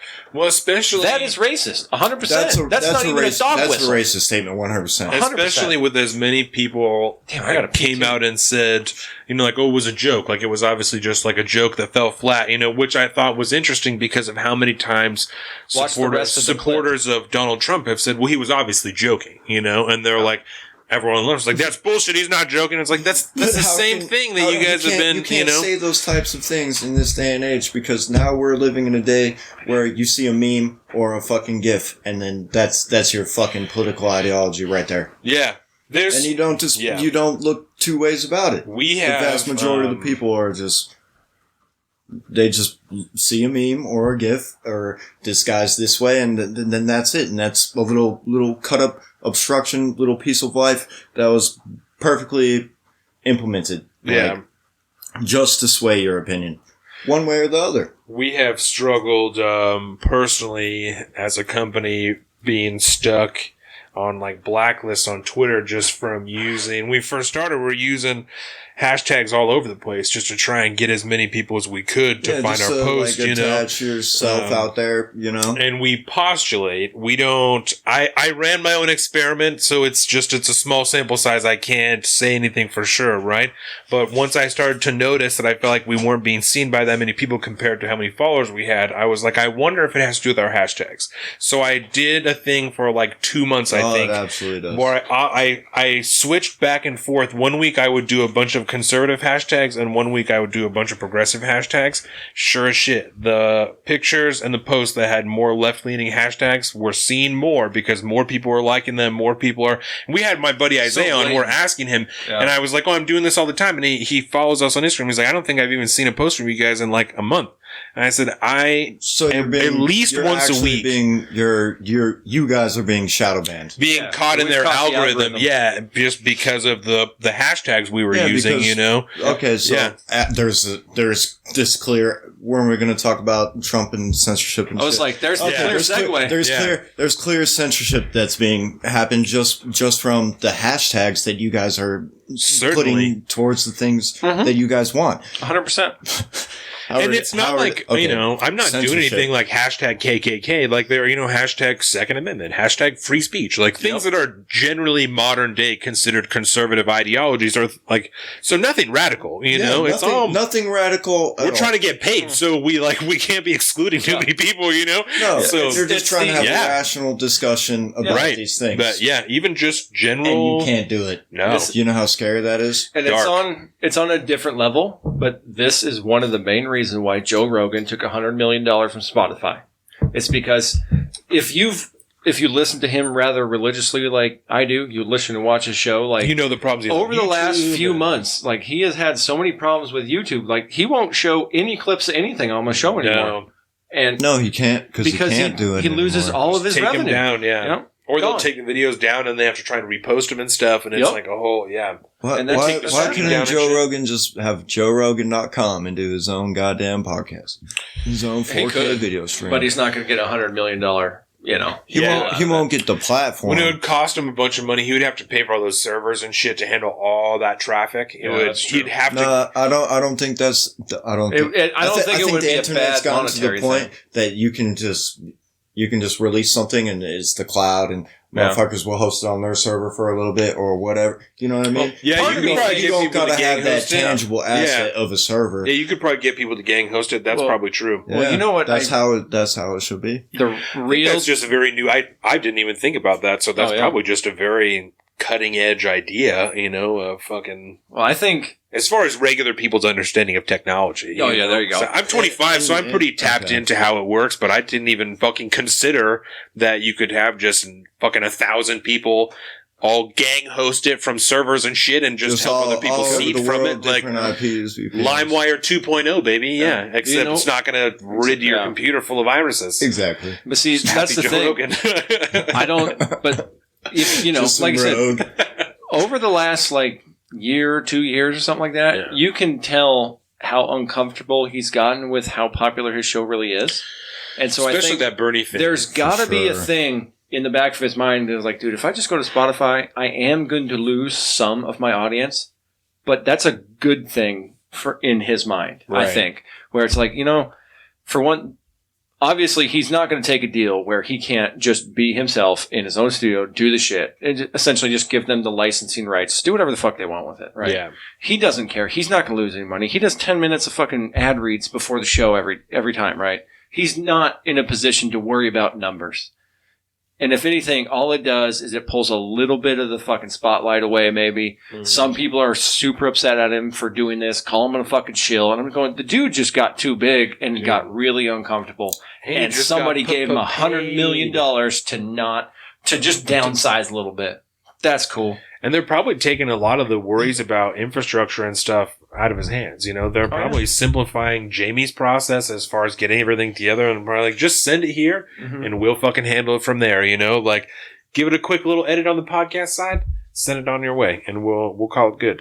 I don't, because they're posting the podcast immediately after it's airing online. So they already have to have the ads read way before the podcast is recorded if Jamie's just slapping it on and then putting it out, you know? I think he does them right so as soon as he sits down with somebody and talks, as soon as they leave, it's like, all right, yeah, thanks for coming in. Get the fuck out of here. He does that. He does the ad reads. And then he also does that little intro, like, yeah, this episode of the podcast we had on so-and-so. Word, it was like this. That makes sense, yeah. That's my best guess. Because it's almost instantly that you can get the podcast after the stream has ended online. You know, it's a very short time. Real quick. So that makes especially sense. The YouTube version of it. Yeah. They do it on YouTube Live like that. But those are the little things, Alex, that after you spend 2 years building your own podcast, it's kind of like actors who watch movies. You can hear things. You can tell when there's certain types of cuts, when they're fucking around with the audio too much.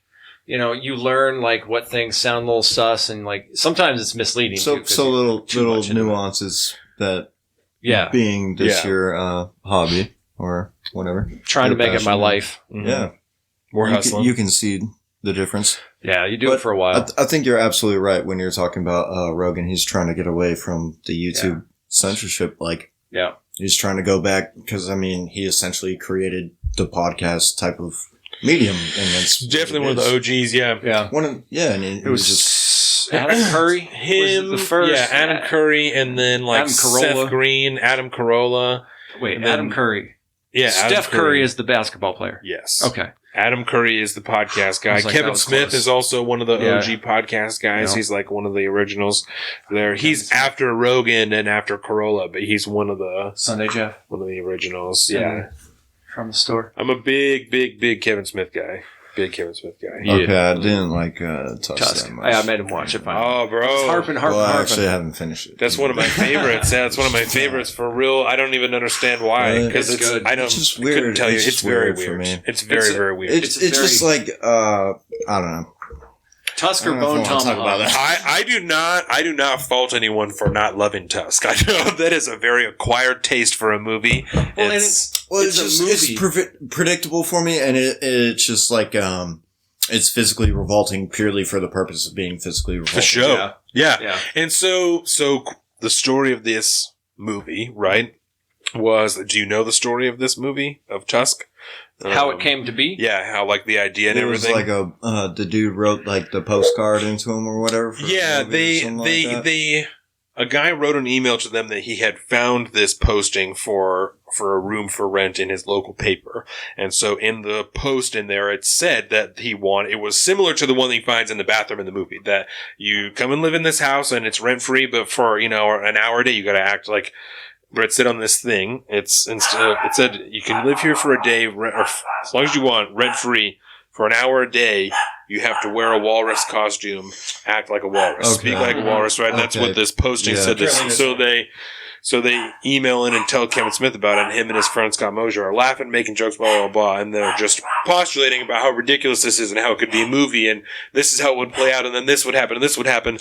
And like, they're making jokes like, we have to, someone needs to make this movie, someone needs to make a movie, and eventually he just makes it into a movie. And Yeah. so it's totally contrived from just a single fucked podcast up, episode. weird conversation, that they had Okay. on one podcast. So it I is think totally it's- for the purpose of being fucked up. Yeah. Interesting. And I think they even call out what episode that it was on at the end of The the movie, Walrus and the credits, Carpenter. Right? And was that on Tell 'em Steve Dave? It was on or Smodcast. Smodcast. Yeah. Okay. Yeah, no, Tell 'em Steve Dave is just those guys. That's the store. Yeah, Smodcast is who's Kevin the Smith and fucking Scott guy? Mosier. Who's the guy in the movie? Justin Long? Mhm. Man, he's getting typecast. I actually think he's a pretty good actor, but he's Yeah. getting really typecast Yes. into the really anxious dude, like Yeah. really fucking neurotic, trying to get shit done. You know what I mean? And I'm like, Yeah. it's He good. seems He's good. good. It's good. He's doing movies and stuff, but I think he's in some little Netflix short documentary right now. Was it As, like, a Jason gangster. Long? Justin Long. Justin Long. Yeah.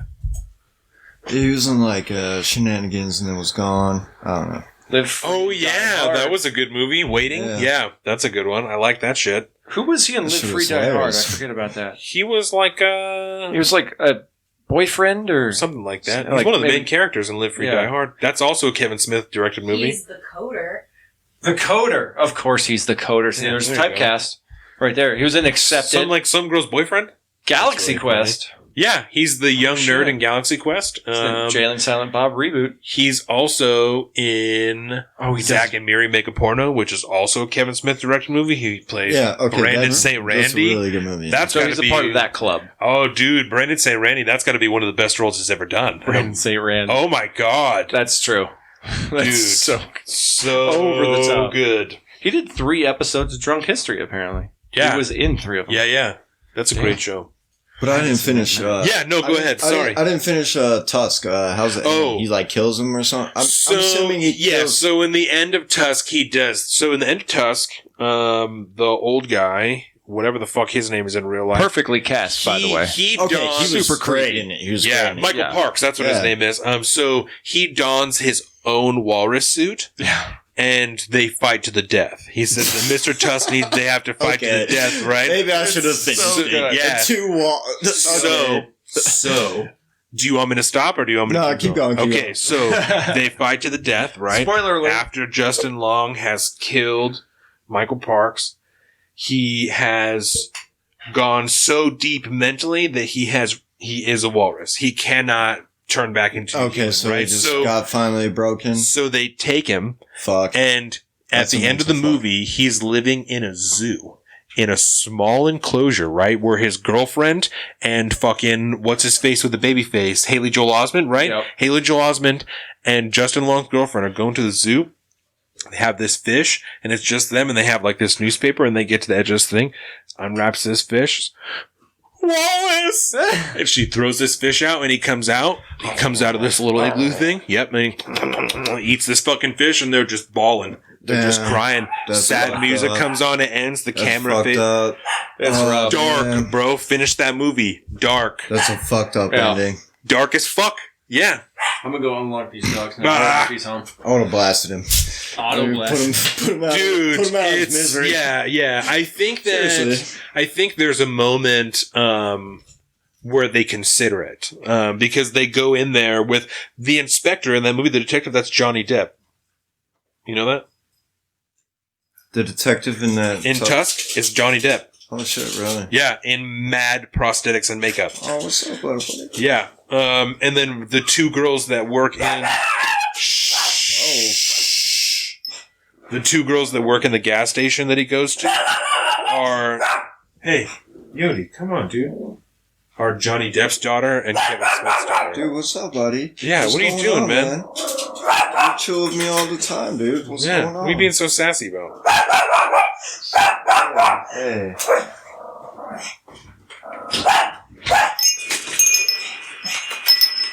I play with him all the time at work. I don't know. Loudmouth, bro.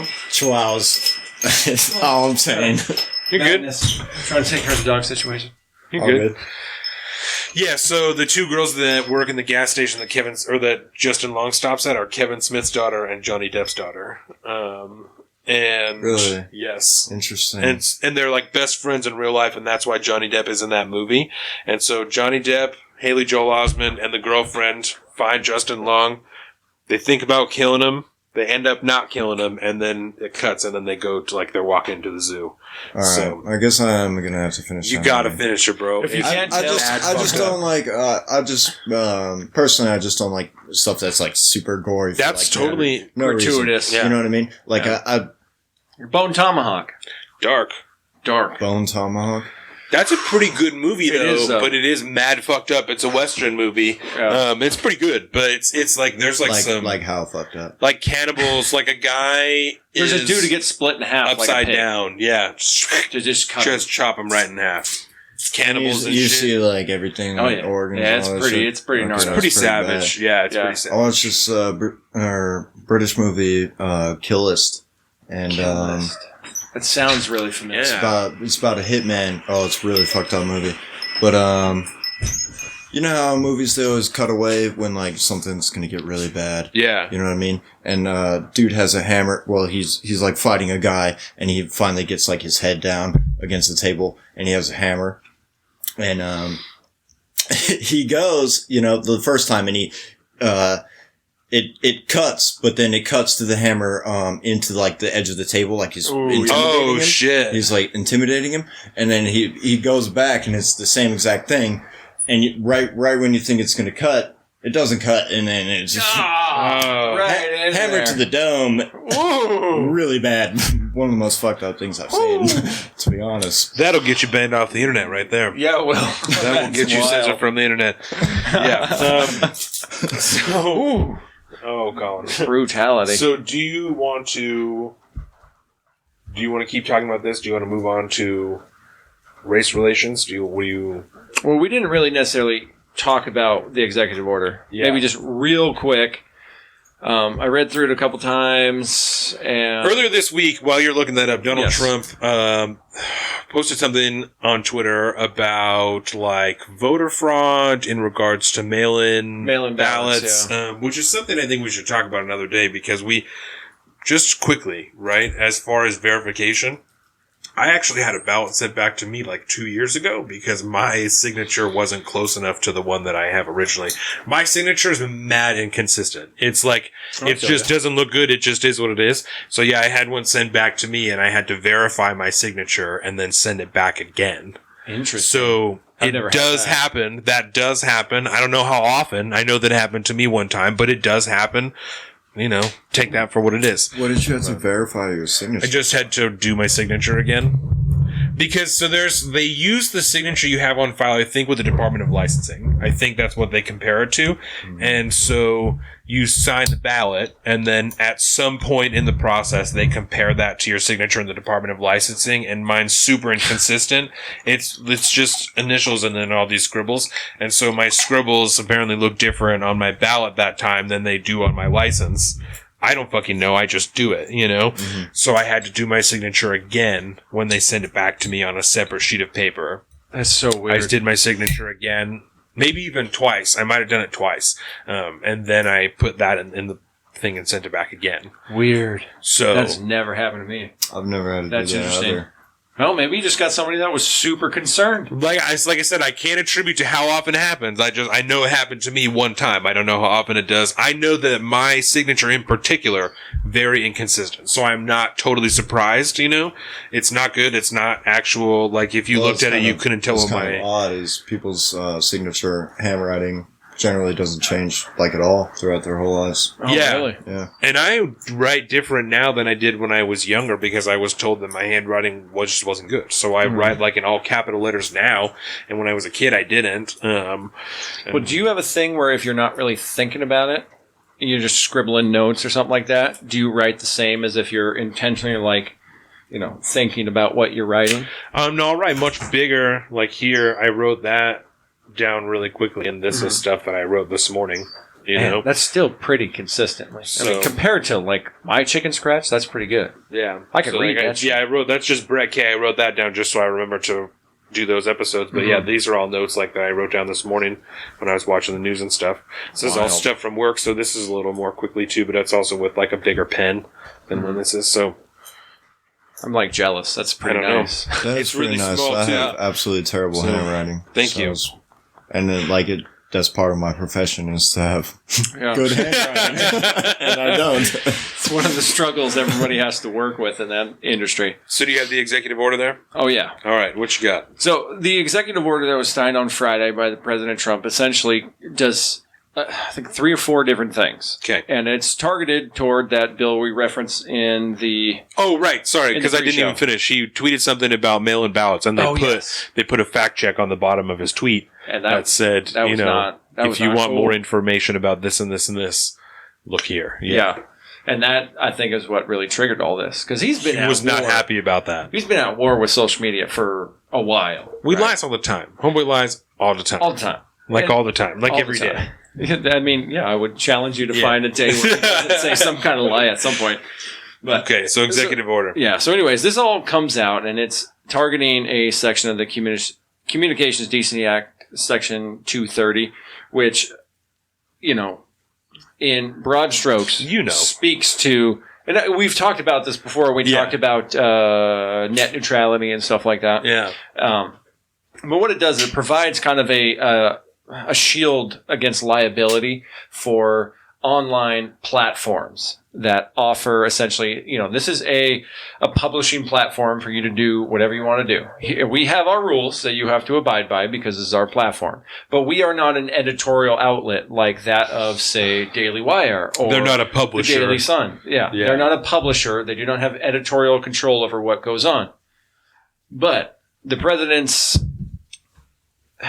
assumption or his assertion is that we need to beef up Section 230 of that act to include essentially what social media has brought into this, you know, the stuff we were alluding to earlier about shadow banning and stuff, getting caught in algorithms. They would have to disclose all these different things, and they would open themselves up to legal liability.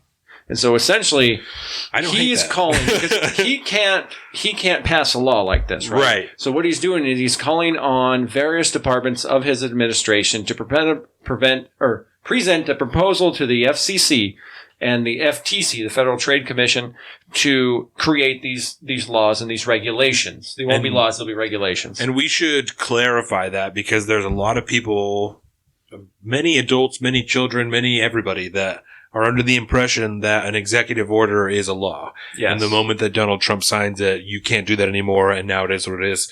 So an executive, like you said, he can't just make a law himself. He doesn't. Yeah. He's not even the legislative branch. Doesn't get to write law. He can like work with people, have a law crafted, shit like that. But as far as it's an executive order, he is formally requesting that something be done. You know, or he's demanding. Demanding is probably better. He is demanding that departments under his authority take Yes. such action, and is here, like it says, within 60 days.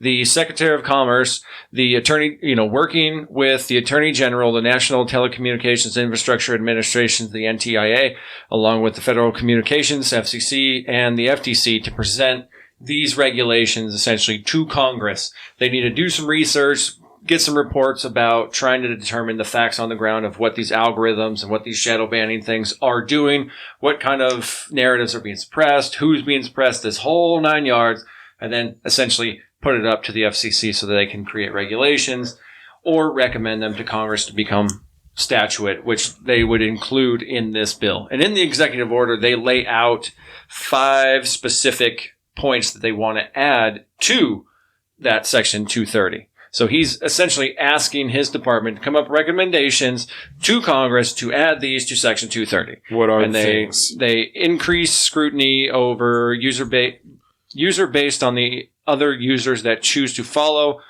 or their interactions with those who they follow. So essentially, you can't be, if you have a Twitter account and you got a bunch of white supremacist followers, they can't pull you because of that. Word. It's not your fault, right? It's essentially, it's removing the actual editorial control that we would think of for a newspaper, but on a broad scale, like we've seen happen with Twitter and Facebook and all intellectual the dark censorship. web. People get painted into corners because of people that use their rhetoric as a key for something else. Yeah, and Joe Rogan and shit like that. We've seen that type of stuff happen to people as simple as Joe. Yeah, they have one specifically looking at the algorithms. They have another one that differential policies allowing the otherwise impermissible behavior when commented by accounts associated with the CCP. So the Communist Chinese Party, because they have definitely infiltrated a lot into social media. Fuck the CCP, I've seen it. I follow a couple people that are on the CCP in my account because they're always touting their new shit about their Belt Road projects and all that good stuff, right? And so it's stuff like that that's targeted in this executive order. So we won't really know anything for a couple months about what it could be doing, but this is stuff that will be happening in the background over the next couple months. How does that sit with you?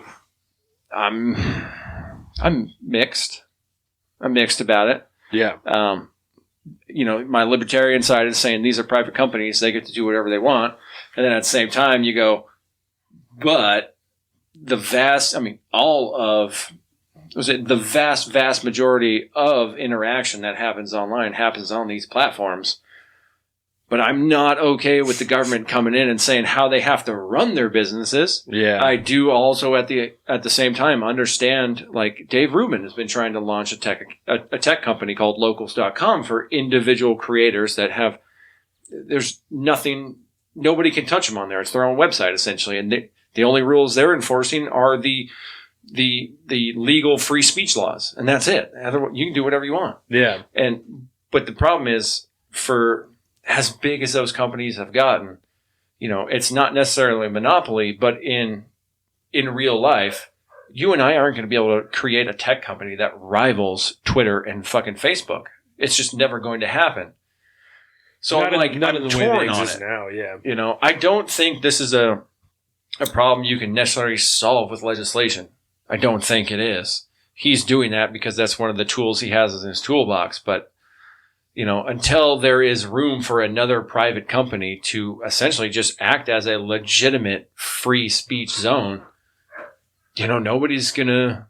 But unless you get away from the ad model, why would a private company have to act as a free speech zone? They don't have to. That's the thing. They don't. So they should have zero regulation, to be perfectly honest. But I mean, on the face, where are you at? On with the that? face of it, that's how it should be. But as a society, humanity as a whole, we've become so entrenched within social media, the internet. It's a whole other consciousness that we have a whole relationship with, whether we like it or not. You know, and it shapes our political, it shapes our day-to-day opinion. It has way more of an influence than we give it credit for. And that's why we're having a discussion on whether we should be limiting the powers of a private company's ability to influence the decision of people in general. It's almost like we've allowed this to get to this point. We have. And I think what's interesting is we don't talk about that metaphysical, or, you know, we're just talking about the problem itself, the immediate problem itself, the fucking bill. We're talking about the Band-Aid we're not versus diagnosing the disease and solving the disease. Exactly. It's this whole encompassing thing. And, we're constantly just like, oh, how is this happening? How is this happening? Because we're not willing to have these types of discussions about how this technology has become so prominent in our lives, whether we like it or not. We won't even admit it. How much is this constant dopamine feedback loop of being on the phone or whatever, and constantly searching for your own confirmation bias, whether it be through, you know, for whatever it is, whatever type of political ideology that you are particular for. You're constantly using your phone, all these things, to just reinforce your own, which is more and more so a clearly orchestrated agenda type of political ideology that's being imprinted on all of these people. And it's becoming so clear, and it's like right before our eyes. Even all the racial tension stuff that's going on right now, it was happening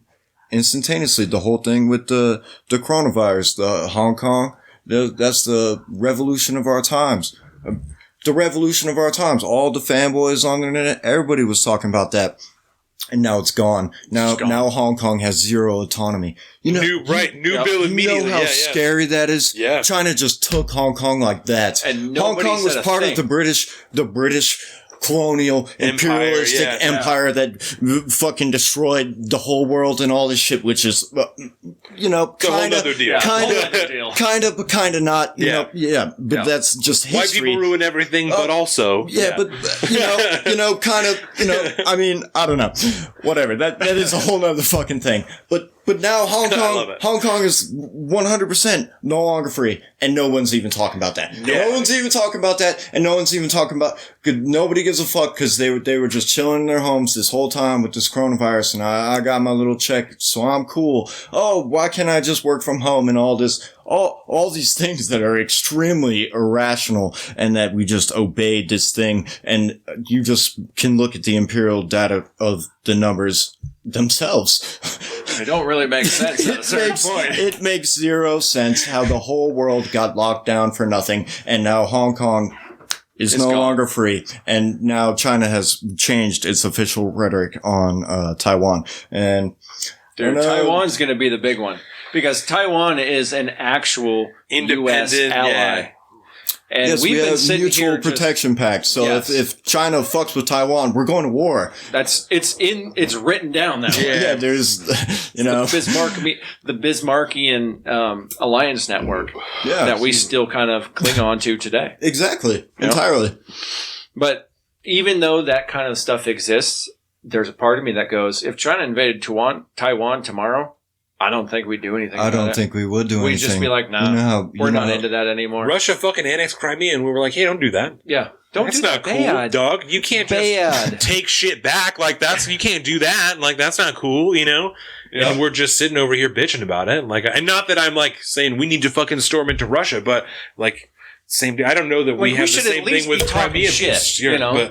But you know, we're watching a similar thing happen. Maybe we don't have the same pact with Crimea, but America's all about, you know, maintain freedom. We're going to protect everybody. And I don't, you literally watched another country be taken by Russia, and you're like, that's fucked up.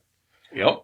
And I just think that that's dark. And I think you're right. I think it speaks to if China decides they're going to take Taiwan, we're going to be like, that's fucked up. Shouldn't do that. Yeah. Are you still going to make sure that you buy all those parts from us, or like what's with that? Because, and I think that that's right now, that is actually the focus of Donald Trump's administration in regards to China seems to be, I mean, they talk a lot about communism and stuff like that, but it seems to be way more focused on the monetary aspect than their actual proliferation It's all about of the a trade. communist ideology or spreading anything like that, trying to take back anything, trying to do anything like that. Like, it's way more about, we got to get ours from China, you know, than like, we got to make sure that this dangerous ideology doesn't continue to spread around the globe. Like, it's just, we got to make sure we get ours, you know? Like And NBA, Disney, the Avengers movies are made in a fashion that are approved in China. Like, that's what we're dealing with at this point. And there's nothing you can do other than, say, slap a bunch of tariffs on them or start to mess, because as long as we have a relatively open business relationship with China, private companies can make the fucking deals they want to make. Yeah. And it's, no matter how distasteful or whatever it is. This is something I just read out of the Epic Times, right? I was reading fucking yesterday. I sent you that picture that as it sits right now in economic policy in America, there are Chinese companies that are on the U.S. stock exchange, and they are not subject to U.S. financial regulation the same way all the other countries are. They don't have to release their audit information, none of that stuff, because it has state secrets. So they're not compelled to release that information. So they can operate, do whatever the fuck they want behind the scenes. Doesn't matter as long as their money is flowing through our economy. Yeah. Well, I mean, Fucking crazy. They're totally operating behind the scenes. Oh, well, certainly. And that's what I'm saying. Like, things with HSBC Bank and stuff. And, things with the Panama. I mean, bro, in Africa, so much infrastructure in Africa has been bought up by China. And they're just like, we're just gonna mines and roads and highways and South Africa in particular. like here, we'll make this look super the good. reverse apartheid that's currently taking place. bro. And also, that's a thing that people aren't talking about is the apartheid. All that, and there's going to be mass grain shortages in all of Africa because they're Redistribution of lands and shit. There's a whole deal going on. That's also a whole other deal. Yeah.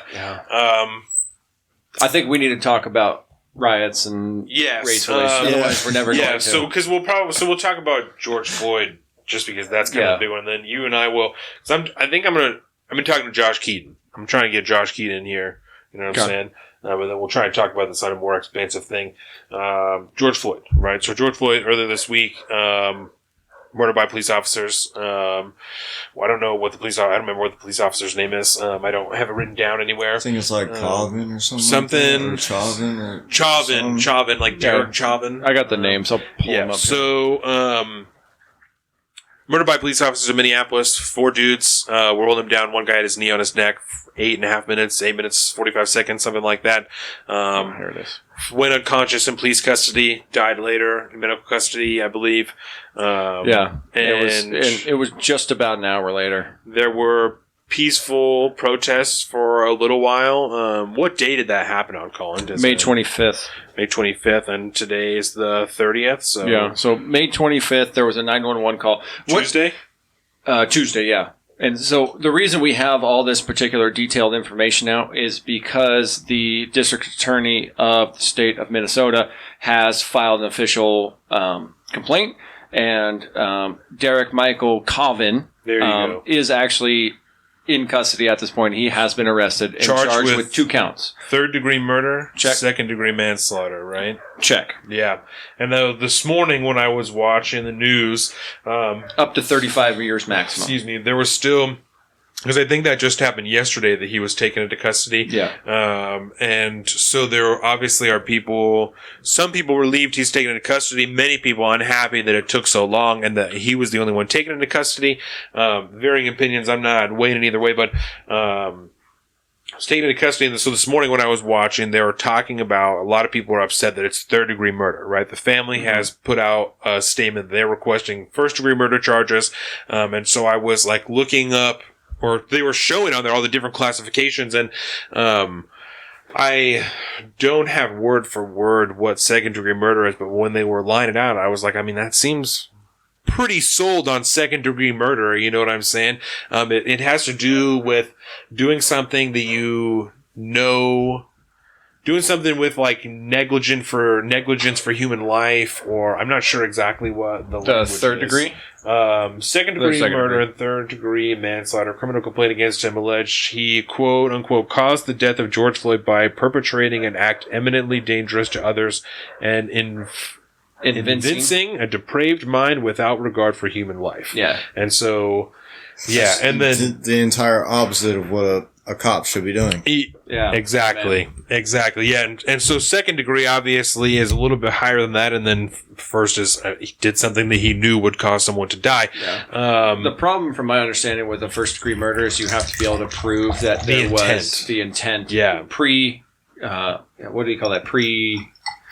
Where you plan it out beforehand. Yeah. Premeditated. Premeditated. Yeah. And so it would be a very hard charge for them to land, I think, if they did that, because That was premeditated murder. Yeah, because you can't. It would be I don't real know. He has hard like to prove 18 the intent. some previous offenses. That's what I've heard. Yep. Yeah. He does. I don't know the exact number, but I have seen that he does have previous, allegations of police brutality. I did see that the two worked together, about a year ago. They worked at the same nightclub, and so they're investigating, what type of they had interactions. previously worked together. Yeah. I saw in the That one, actually Then came it definitely courtesy. could be premeditated. and so the murder. one article that I read, they interviewed somebody at the bar that said that they thought it was unlikely they had interactions, but that's just one person. That's not the Anecdotal. story. Exactly. So, they were both security guards, but generally worked different shifts. Sir Lancelot sent that this morning about it, and he was talking about the same thing, how they work together. Yeah. And he sent me a clip from RT where they had a panel up there on RT talking about it, Yeah. and it was like, oh yeah, shit. Well, that was a thing. Yeah. So they're Okay, but obviously. do you guys think it's a racial thing? That's so to me, to get upset about what has happened. You don't even need to bring in race as a factor, because I think people are being it's murdered by the police. Because I think it's broader. People than are being just murdered by the race. police. Yes. Just people. Just It's people. not just people. If I had to, so the way that because I was on a fucking tweet storm this morning, right? Yes, you so were. the way that I couldn't was, keep up. I think the best way that I put it was, like, this is, I think, right, partially a symptom of the intense militarization of the police, and I think that African Americans, black people, are a super easy target because I wouldn't of say it's the the war on militarization drugs, of the police. the proliferation and the militarization of the police, I think.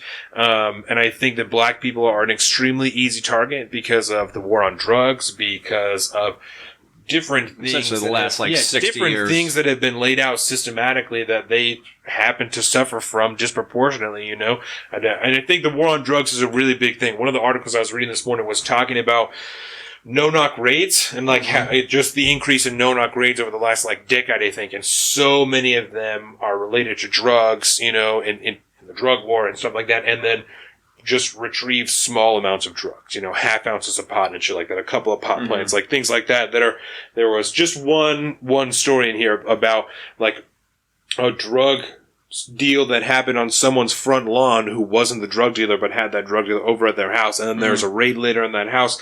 The cops no-knocked, they tossed it in a flashbang, and it landed in this fucking play crib where there was a baby in it, fucks the baby all up, and then, and it's not even worth it in the end because the drug dealer doesn't even live there, and that's like a just war crime. one story, That's a you know war what I mean? crime. What the fuck? And those You're people a are not terrorist. charged. And those people aren't charged because it's a casualty of a no-knock raid, And I don't know if specific. I think those people were charged because the baby was involved. It's obviously more emotional, but there's more often than not, casualties in no-knock raids are not prosecuted because it's just something that happens along with the raid. If there's a reason for us to be there, then shit happens, which is these people specifically in this one that happened with the baby, they're using a Humvee that's purchased under a Pentagon program where police stations are getting excess and old military equipment that they're using for SWAT raids and no-knock raids and shit, Old military equipment. And so- they have better military equipment. Yeah. Oh, and this is right. This is just this particular. They have that equipment minus the training, though.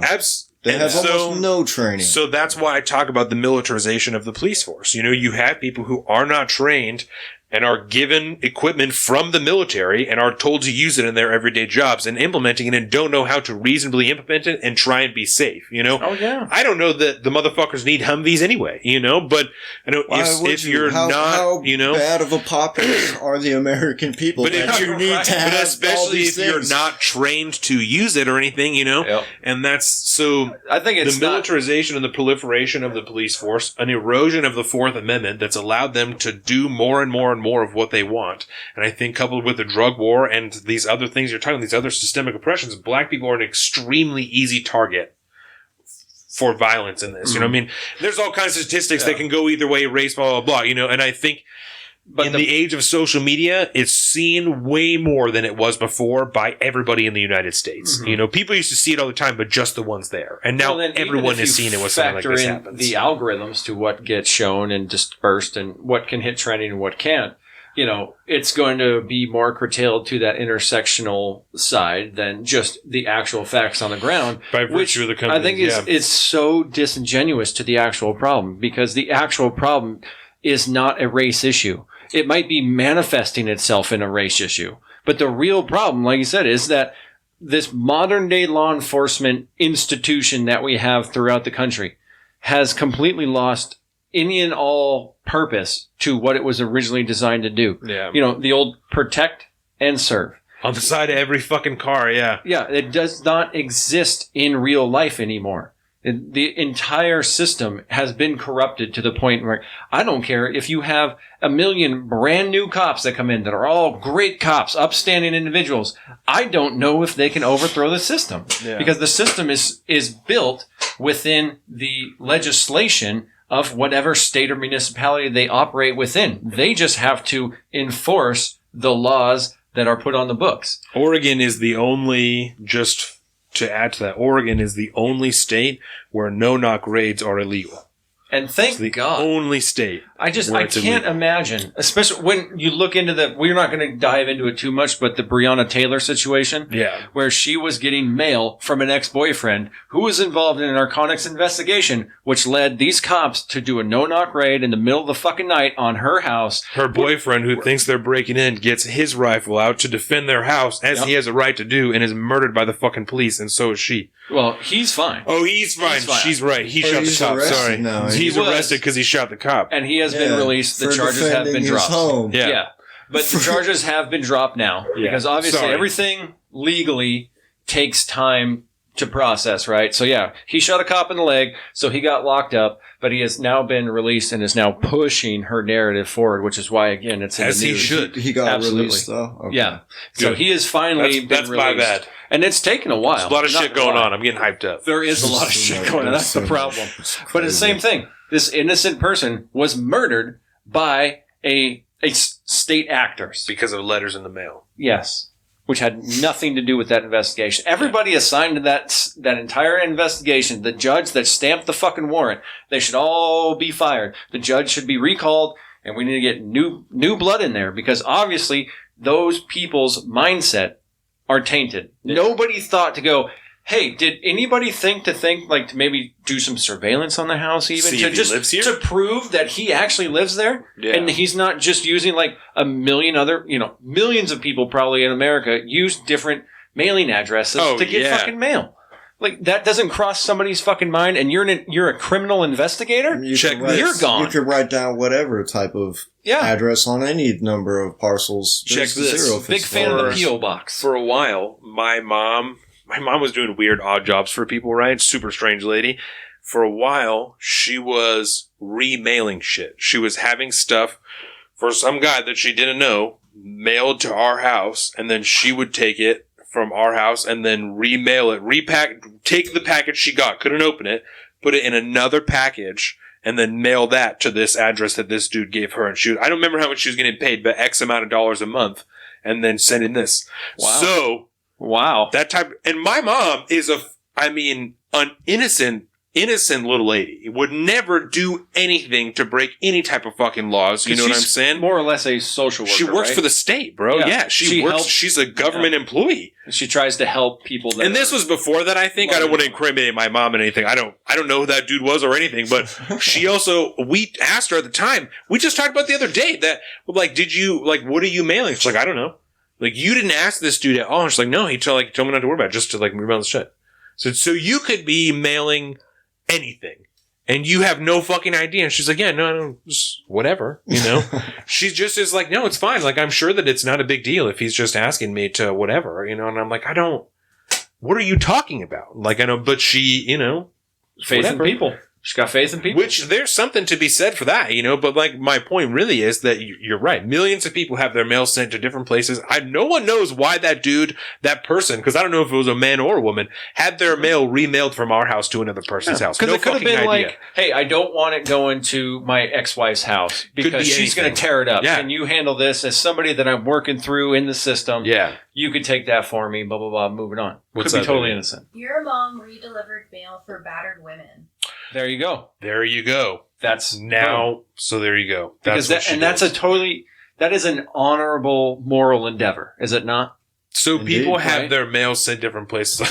Yeah. I just painted this It's a whole thing. nefarious picture. I'm like, who fucking knows what's going on? She's remailing it for battered women. What a piece of shit I am. Just goes to show you. That gets shit will wild. twist your mind. But That's what we talked about earlier. The vent is open. It's all this coming so out. people have mail delivered to different places for any number of different reasons. Did she tell you that the last time that? I remember learning that when you Oh. lived in the Quinault house.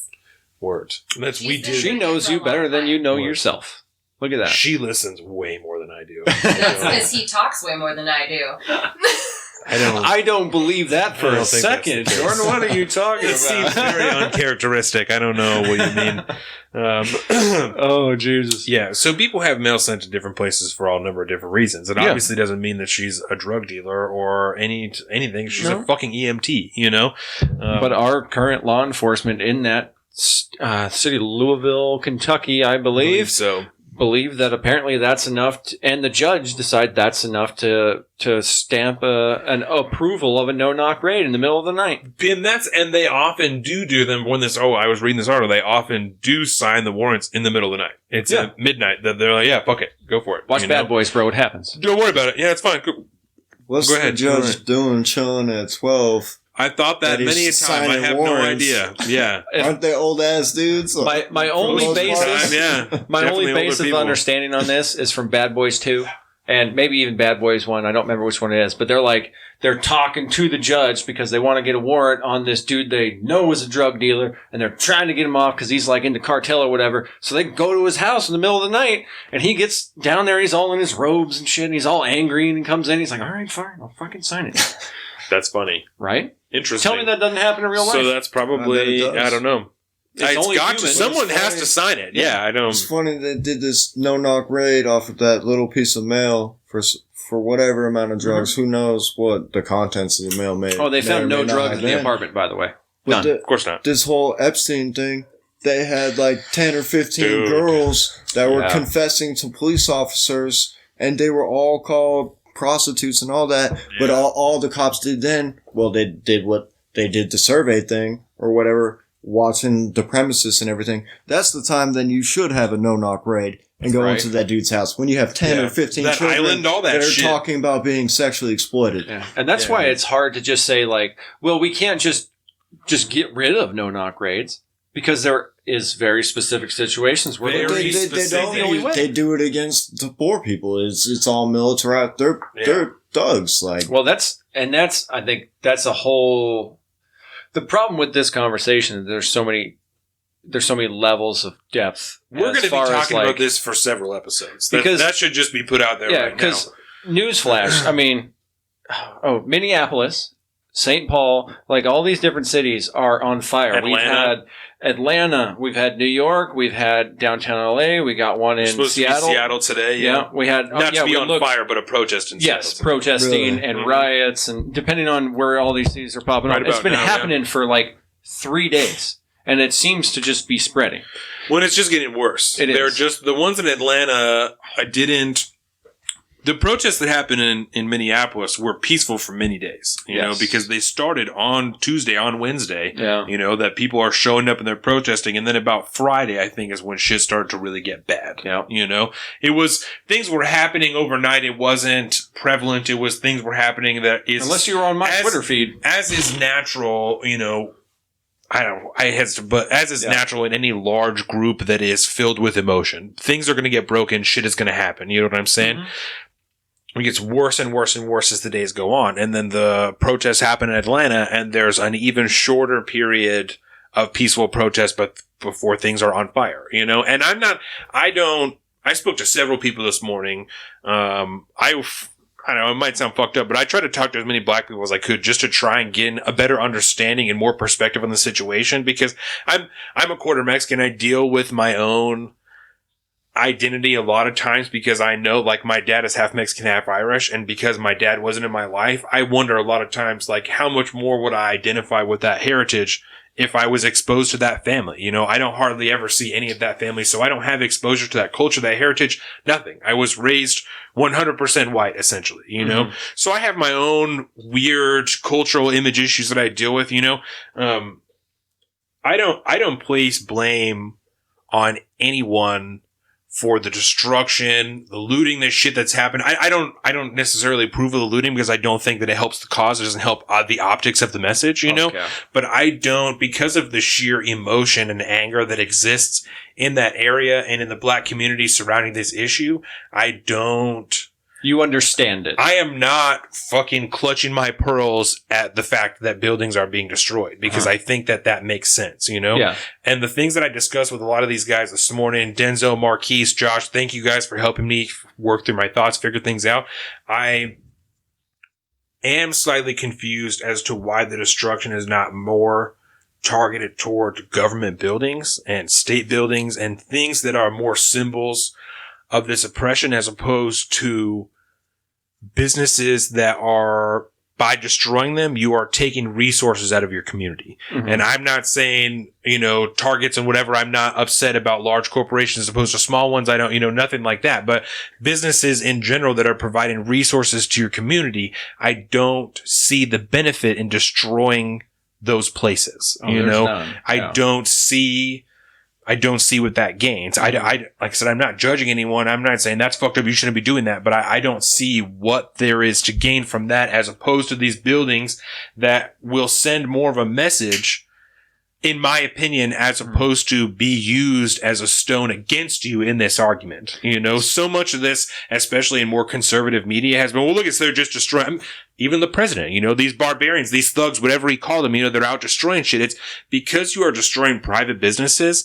This destruction is not being understood as anger. It's being understood or being perceived in this particular section of the country, this portion of these people. It's being perceived as misguided anger being thrown on innocent business owners, you know, and that's not a way for these people to understand what you're saying. They're just going to see what you're doing as taking money out of business owners' pockets. And I don't, like I said, I'm not faulting anyone for this destruction, but when you, with these protests, are trying to get everyone on board who's been complicit to this point, not active racists, but have been unbothered by the state of the country, you're trying to convince these people this is a problem and it needs to be done. You're not convincing them by taking money out of innocent business owners' pockets. You know what I'm saying? You're going to convince them by taking something. The example I kept using is a courthouse. By taking a courthouse, fucking destroying it. A symbol of the systemic oppression that you have dealt with for X amount of years. Destroy this because on Monday, like I said, operations in the courthouse will resume in another building. Mm-hmm. The systemic operations that are going to go on in the bureaucracy will not be stopped, will not be hindered much by the destruction of this building, but it will forever be remembered that in the anger of the death of George Floyd, people came out in protest and destroyed the fucking courthouse because of what happened here. You know what I'm saying? Instead of, they broke down a Target, they broke in and they stole a bunch of TVs and they broke into a fucking O'Reilly's and they did this and they destroyed this and then a couple of white guys with ARs stopped people from getting into a tobacco shop. You know? That's where we're at now because this has been misguided into something.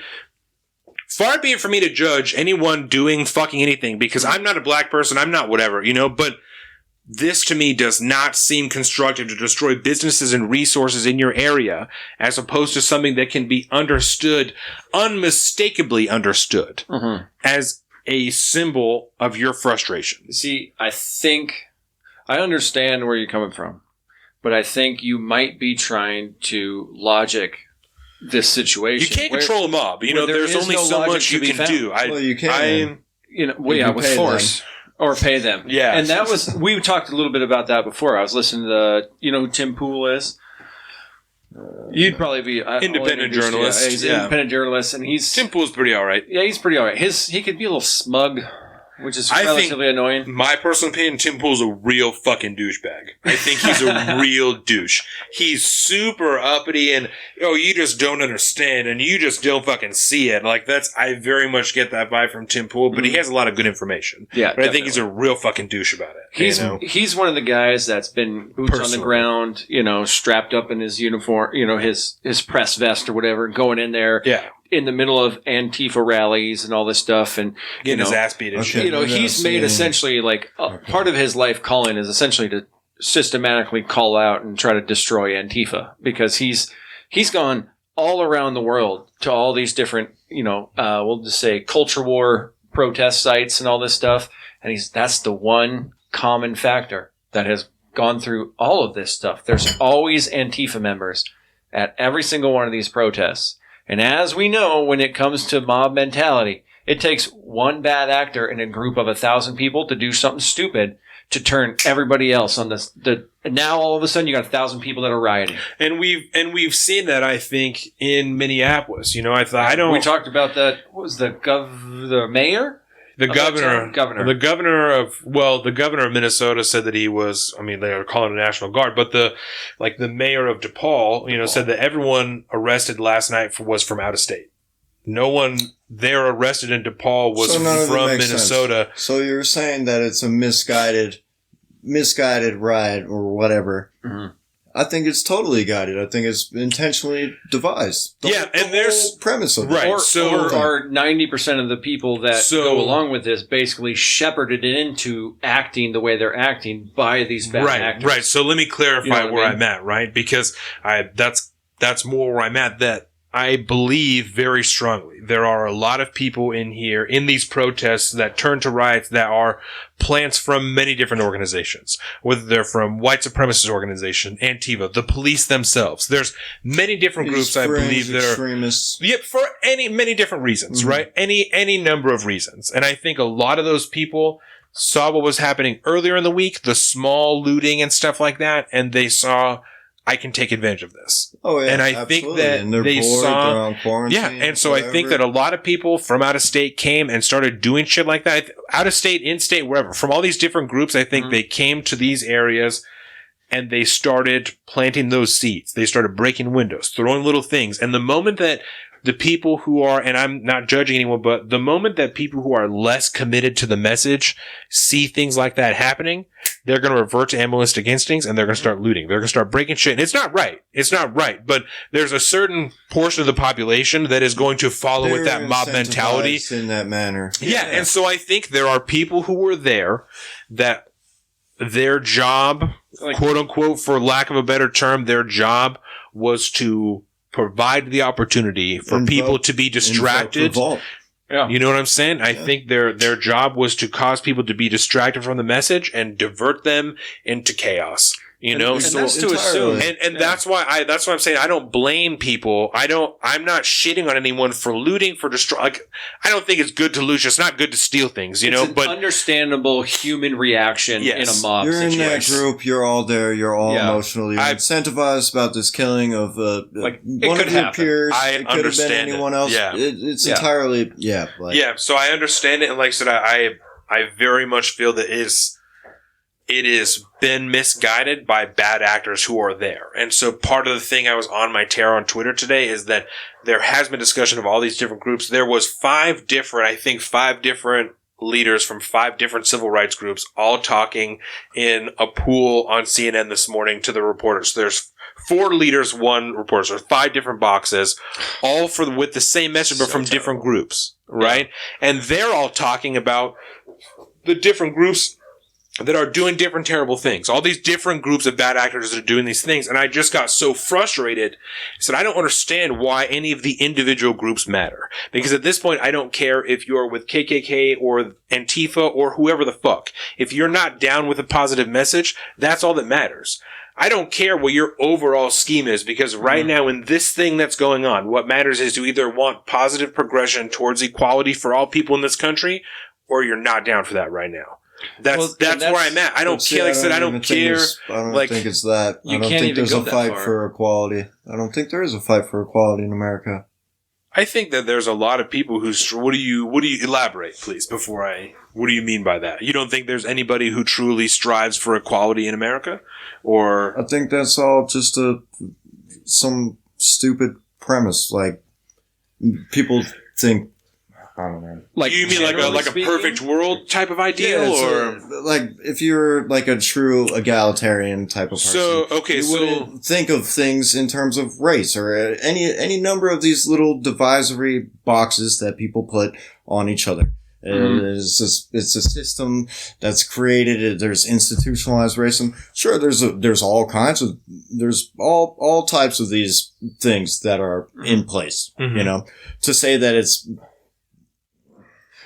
premeditatedly malicious. So Trying to make that point versus just that's the way it is has Yeah. worked out over time. So let me clarify for myself, right?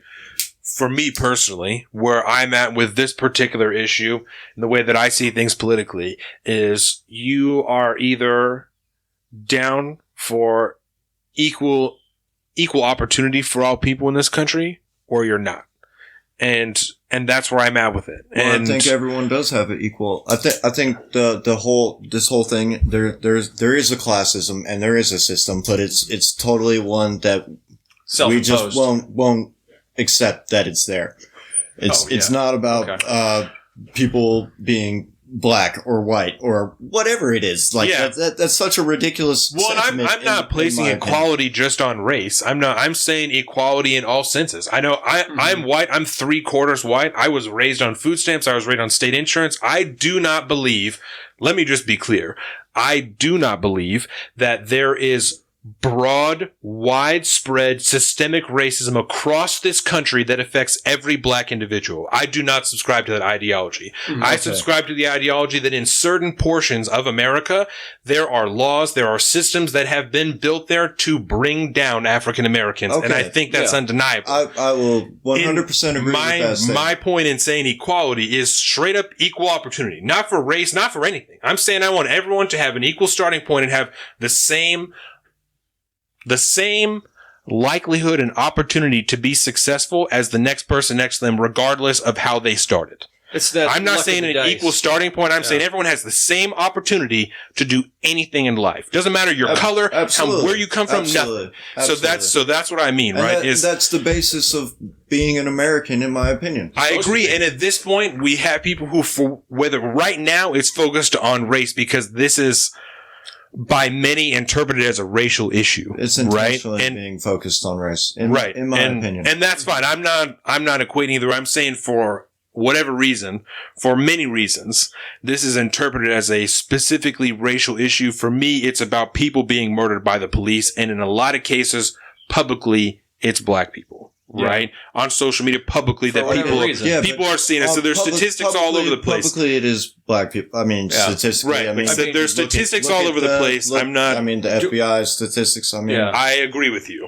I Now- agree with you. I am speaking specifically publicly the things that people see. Yeah. Because I agree with you. Statistically, as white we males, opened with how much of a problem that the media is. So what is it that people are seeing, and why is it that people are that's seeing it. these specific I things? agree with you. I Yeah. agree. And I'm only speaking about it in those contexts because the people that, as a podcast, as the co-host right here, right, I have to think about not only people who are here because of what we're already doing, but people who are possibly listening to this for the first time. So a lot of people who may be here for the first time, all the things they've seen before this is modern media.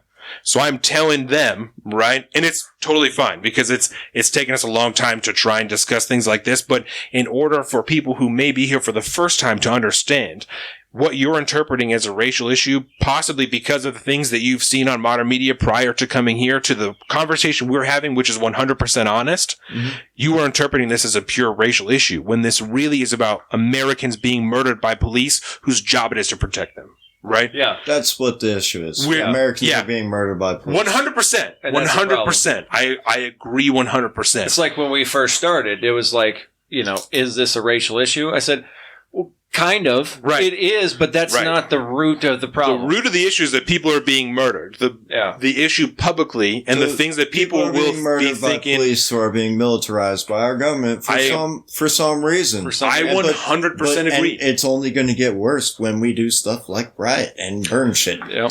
They're just going to be and all of these laws are 100% justifiable. I carry We the can't same trust fear. our populace. And that's why the example I used was City Hall as opposed to police precinct, And right? I have- Because my concern specifically with a police precinct is just that, is that if you burn down a police precinct and they had to leave, they're going to think we didn't have enough armor, we didn't have enough guns, and we didn't have enough protection we here. couldn't do. That's my concern. As far as City Hall goes, where there are not generally armed police officers outside of a small city hall or courthouse or whatever. One City Hall, security yes. guard Courthouse, that's gonna no, dip right? out the first sign of bad news. Right, who makes $15 an hour and is like, fuck that, this isn't worth it, right? Yep. Whereas you know what I'm saying? So that's why my example was City Hall, should not have burned the specifically. courthouse down. And I now- agree. That's what I agree. That's what I would have done. I agree. If I had ever been so invoked in that type And of situation, I would be like, I need to. This is a symbolic thing. This is the institution or whatever, something outside. Because of what is a all protest? These individual little things. Yeah, because what is a protest at its root but a symbol of something that the populace is upset about? And I Exactly. think, and So I think that's why people burn it was flags. it was Martin Yep. Luther King. I believe that. Not I believe it. It's I know that he said it. I believe the quote is that riots or protests are the language of the unheard. That's I mean that's I've seen that all over the news today. But just believe that's the exact quote. It's that. And then you listen to the whole thing, and then he goes on to essentially continue to say, but we can't do that because it destroys our message. It destroys all the good. Certainly. Which is highly upsetting because they're not finishing that part. But what's crazy is that whole the social rights movement was all peaceful. It was all peaceful. Yes. It was sit-ins. It was peaceful, silent protest. It wasn't violent in it was any measure at all. The mayor of Atlanta today actually shared the video earlier on Twitter. Yeah. She came out and she talked, I think, for like 5 minutes on this video, and she was saying like this hurts your message. Mm-hmm. This is not honoring the message. This is not honoring the memory of Martin Luther King. It's not honoring the memory of George Floyd. And I'm not, just for everyone watching, I'm not making these statements. This is a video from the mayor of Atlanta, who's a black woman. I don't remember what her name is. I have it written down somewhere, but she was saying that very thing. This is not in the spirit of what Martin Luther King fought for in his life. This is not in honor of George Floyd that you are destroying this town. She said T.I. and Killer Mike own half of the West Side. So destroying their businesses takes money out of their pockets. They are coming here with their wealth they have built themselves to reinvest in the communities that they came from, and you are taking money from them. Yeah. You are not hurting the elites of America. You are hurting the people who came here, who care about you. They're not hurting the elites. No, they're hurting the people who came here, who came from there, that care about that community. And I wanted to make a point about what we've kind of been alluding to this, everybody's talking about the governor of Atlanta and stuff. Yeah. Talking about this, or the mayor of Atlanta. You're doing harm to your message, right? Well, the problem here is that probably thanks to social media and this instant communication we have, there's no time for an actual coalition of, begrieved people, if that's a word, begrieved, I don't know. Yeah. But to come together and have a single leader. That way you can come out with a single message. Like you said, your scenario where you go and burn down the city hall versus the local stores and all that requires a leader. Unified and it requires it to be premeditated, which is the problem. Because you have to decide, this is the symbol of oppression. We need to attack the symbol of oppression as we go forward as a protest, another symbol of grievance toward the government. But thanks to social media, you have millions of these splinter groups that start out. Like you said, you had the 5 leaders of all these different civil rights groups. Yeah. The civil rights movement was a single movement with a single leader and a single message. That I don't know if you can have that today. Everything is so instant. Hard. Yes. You can't do it. Yeah, it's certainly, and I was talking to Josh about that earlier. We were talking about Martin Luther King, and that was like the beauty at the time, is that they had one person that people were centralized behind. I was like, this is the guy that is deciding what we are doing and where we are going with this movement. And now I think it's any number of things, especially with these protests in Minneapolis, where I think there's a lot of things that happen. It's the splintering of the Black Lives Movement, that there's so many different leaders in that one movement that itself, not including these other people I saw on TV today. There's the people, the plants from the police, from, any number of groups that came in to try and lead it off track. It's the spontaneity of everything because of social media, how quickly everything came together. I mean, there is almost, for a lot of those people, I think, not even a lot, but I think there's some people there that were swayed away from being good actors, that given more time to receive the positive message would not have been swayed in another situation.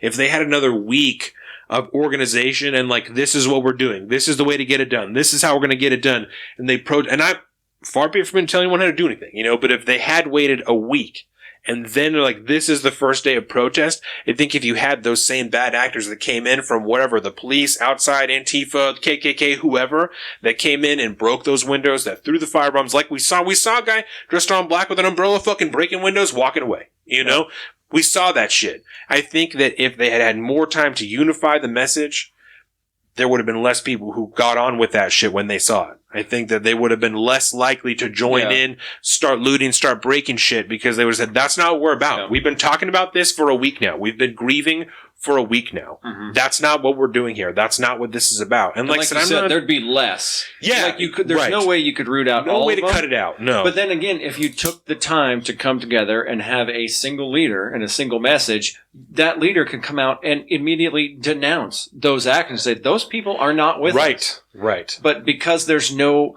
organizational power behind it, it's essentially just a bunch of riots and a fucking city burning, and then we're just all going to move on again. And if anything, the law enforcement side of it's going to be worse. Yeah. And so the people on social media who have been for years now willing to share images and say, peace for this person, justice for this person, are still seeing it. They're still seeing that same message, and it's not affecting the change that it needs to. Like I said, that same older generation that has been, it was Josh told me that, fucking Josh is getting all kinds of heat today. I was talking to him earlier in the week when this stuff first happened, and I was talking to him. He said that it was also Martin Luther King that said something along the lines of like, the biggest hindrance to racial justice is not active, prominent racists. It's moderate white people that are unaffected by the systems that are currently taking place. There are things that are going on that they are not affected by, that they're able to post something on Twitter and say, that's really fucked up, this should be changed, and not change anything in their lives, It's like a more localized version of how the whole world doesn't care that Hong Kong belongs to China now. Yep. They're able to say that it's a problem. We love democracy, but, fucking... it's like the safety cognitive dissonance. Boom. There you go. Yeah. Thank you, gentlemen. You're so well read and intelligent. Yeah, and I think that, the splintered effect that this movement has now is effective in social media because the message is consistent. We all understand what they're frustrated about, but the older generation that needs to understand what is being talked about is only seeing 5 figureheads on a TV. They're only seeing fires. They're seeing the shit that they're seeing on TV because they're not on social media. They're not doing the research to find out the truth, the real truth, just what they're seeing on TV, So the message that's there, that's understood by the same people who've understood it for a decade now, is being lost when it gets translated through mainstream media. Yeah. I'm actually working on a piece that will eventually become a blog post about building a case for voter apathy. I think that's the right word, where people just aren't into voting. They just don't care. Hell yeah. And I'm working on a piece trying to argue that point. And I think that's kind of similar in this situation. It's that cognitive dissonance. It's the ability to, unless you do the work to be informed, you can't act. But people these days just act on the first little bit of, information they go on. And I So don't you get think people that- doxxed like that woman Karen in the park. Karen in the park. And again, we talked about it before, or in the pre-show. You know, I'm not even saying that woman. I think that woman should have lost her job, but her being doxxed moments after that video hits is fucking terrifying. Yep. You know, we have recorded 86 episodes when today is done, and I would say they average between 2.5 and 3 hours. Yeah. 86 times 3 hours worth of material is a lot of shit that I've said over the last 2 years, and I can guarantee you could pick any number of sections of things that I've said and cut that out and post it on the internet, and I would be the most hated man in goddamn America in about 10 fucking minutes. That scares me. That scares me that we live in a time, and not even necessarily deep fakes and shit, you know, but actual things that people have said that you can cut and take out of context and ruin someone's entire fucking life. And I'm not saying that's what happened to this woman, because, like I said, it seems like most of the interaction was caught on video with this woman, at least a very meaningful portion of it. Yeah. So I'm not talking about this woman specifically, but in the future, you know, and in the past, to see things that are not fucking Johnny Depp. Oh my God. The best example ever. Johnny Depp, right? Y'all motherfuckers can look this up. Allegations for years that he was beating that woman that he was with. And there's a video I remember specifically. Yeah, she cut off like his pinky and yes. shit like that. Okay, so check she abused him. It was all reversed. Years ago, a video came out. And they used to play it on the Shane Show all the time. And it was a secret recording that woman made. I don't remember what she did. She threw something away, and Johnny Depp was pouring this big old glass of wine. You can hear glug, glug, glug, glug, hell of wine, right? And he's like, you think, you're fucking recording me now, and then picks up the phone and throws it across the room. You're like, oh my God, how fucking abusive. This is terrible. Yeah. So like 6 months ago or something like that comes out. She's been abusing the fuck out of Johnny Depp for years. Lying about shit, taking things out of context, posting it. He almost lost his whole livelihood. He's like questions about Pirates movies, all kinds of stuff. Over some bullshit, bro. That happens. Over just the allegation. Yeah. Over an allegation. And so, I mean, we are living in an age where between him, the cancel culture, the cancel culture will literally take your existence in a fucking second. Yep. Louis C.K., when he tried to re-emerge, came on out of a nightclub, people are furious. I want my money back. I want this. I'm suing. I'm fucking this. That guy should never work again. Fuck, man. How long and I'm not defending any particular individual's actions, but after you've done something terrible, how fucking long do you have to sit and be a recluse in your home before you can come out and not be spit on by the goddamn public? Like, that's that road to redemption. There has to be one. How long does it have to be? And it's happening not just to famous people who have millions of dollars to live the rest of, because you could argue all day, you know, fuck Louis C.K. He's got all the money in the world that he can live, never see anyone again, and he'll be just fine, right? I understand the argument. Reputation and legacy. Certainly. I don't disagree. I'm saying someone could make the argument, you know, and I could hear it. I can hear it in my head right now. I don't agree with it, but you could make the argument, that's the white privilege argument. Louis C.K. masturbated in front of women, by Sarah Silverman is like the one that always comes up there. She's like, he masturbated in front of her, and she's like, it was fine. Like, it's like a thing that, you know, it's what he did. Like, I thought it was whatever. So that's a whole, I'm not even going to flesh that out, but the whole thing is weird. Yeah. I have to go over that. Yeah. It's either way, right?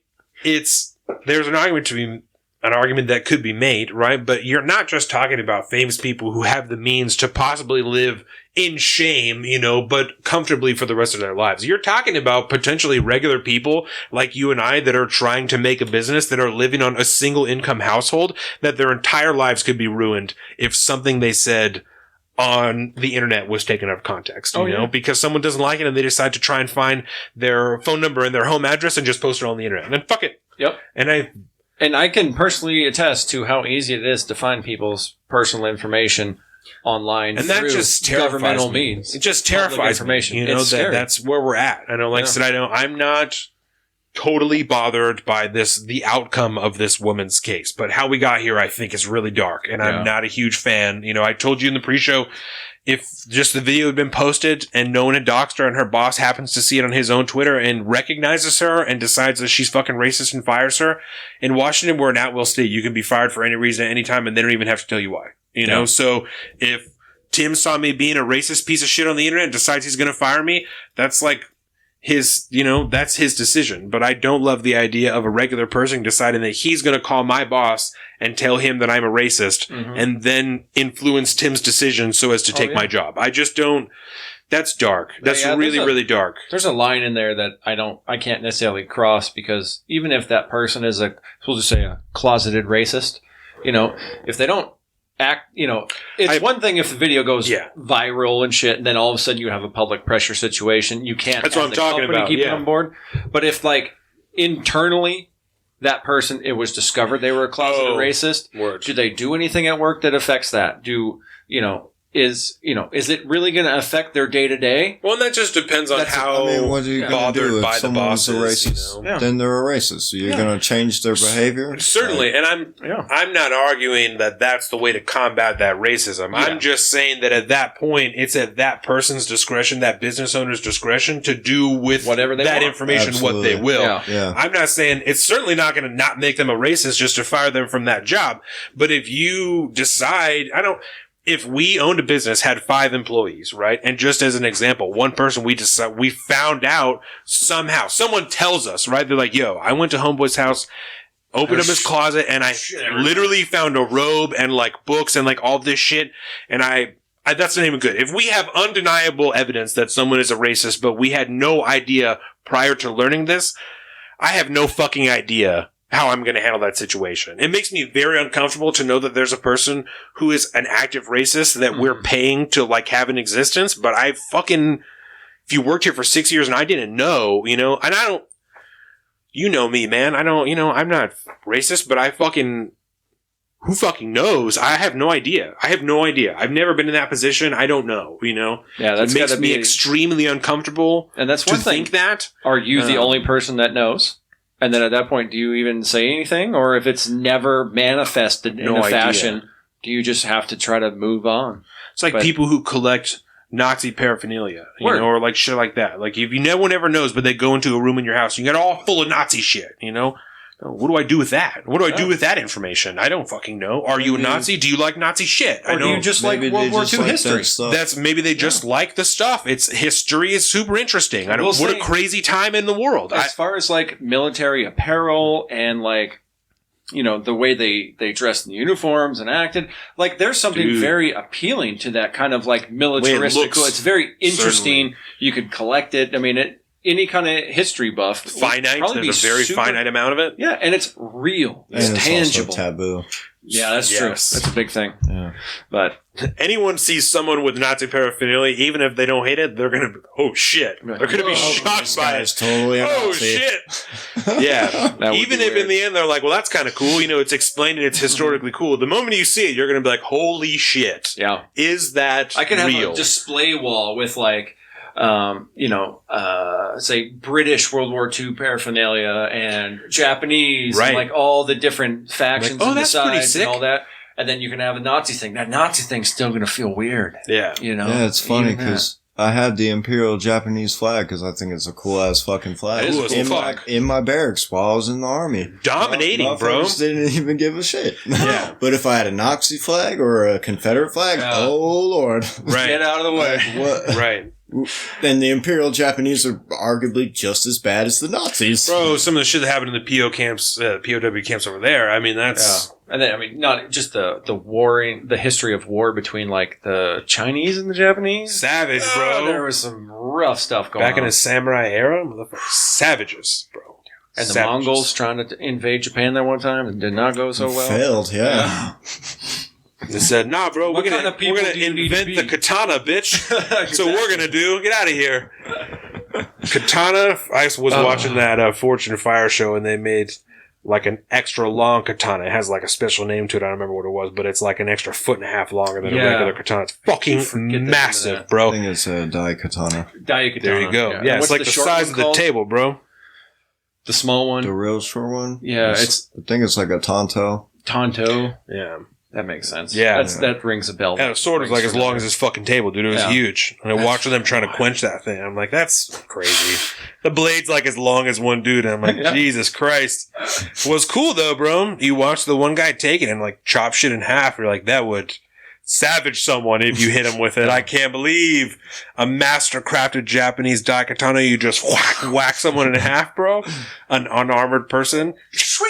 Right in half. Just right in half. Like that episode, you ever seen Not Another Teen Movie?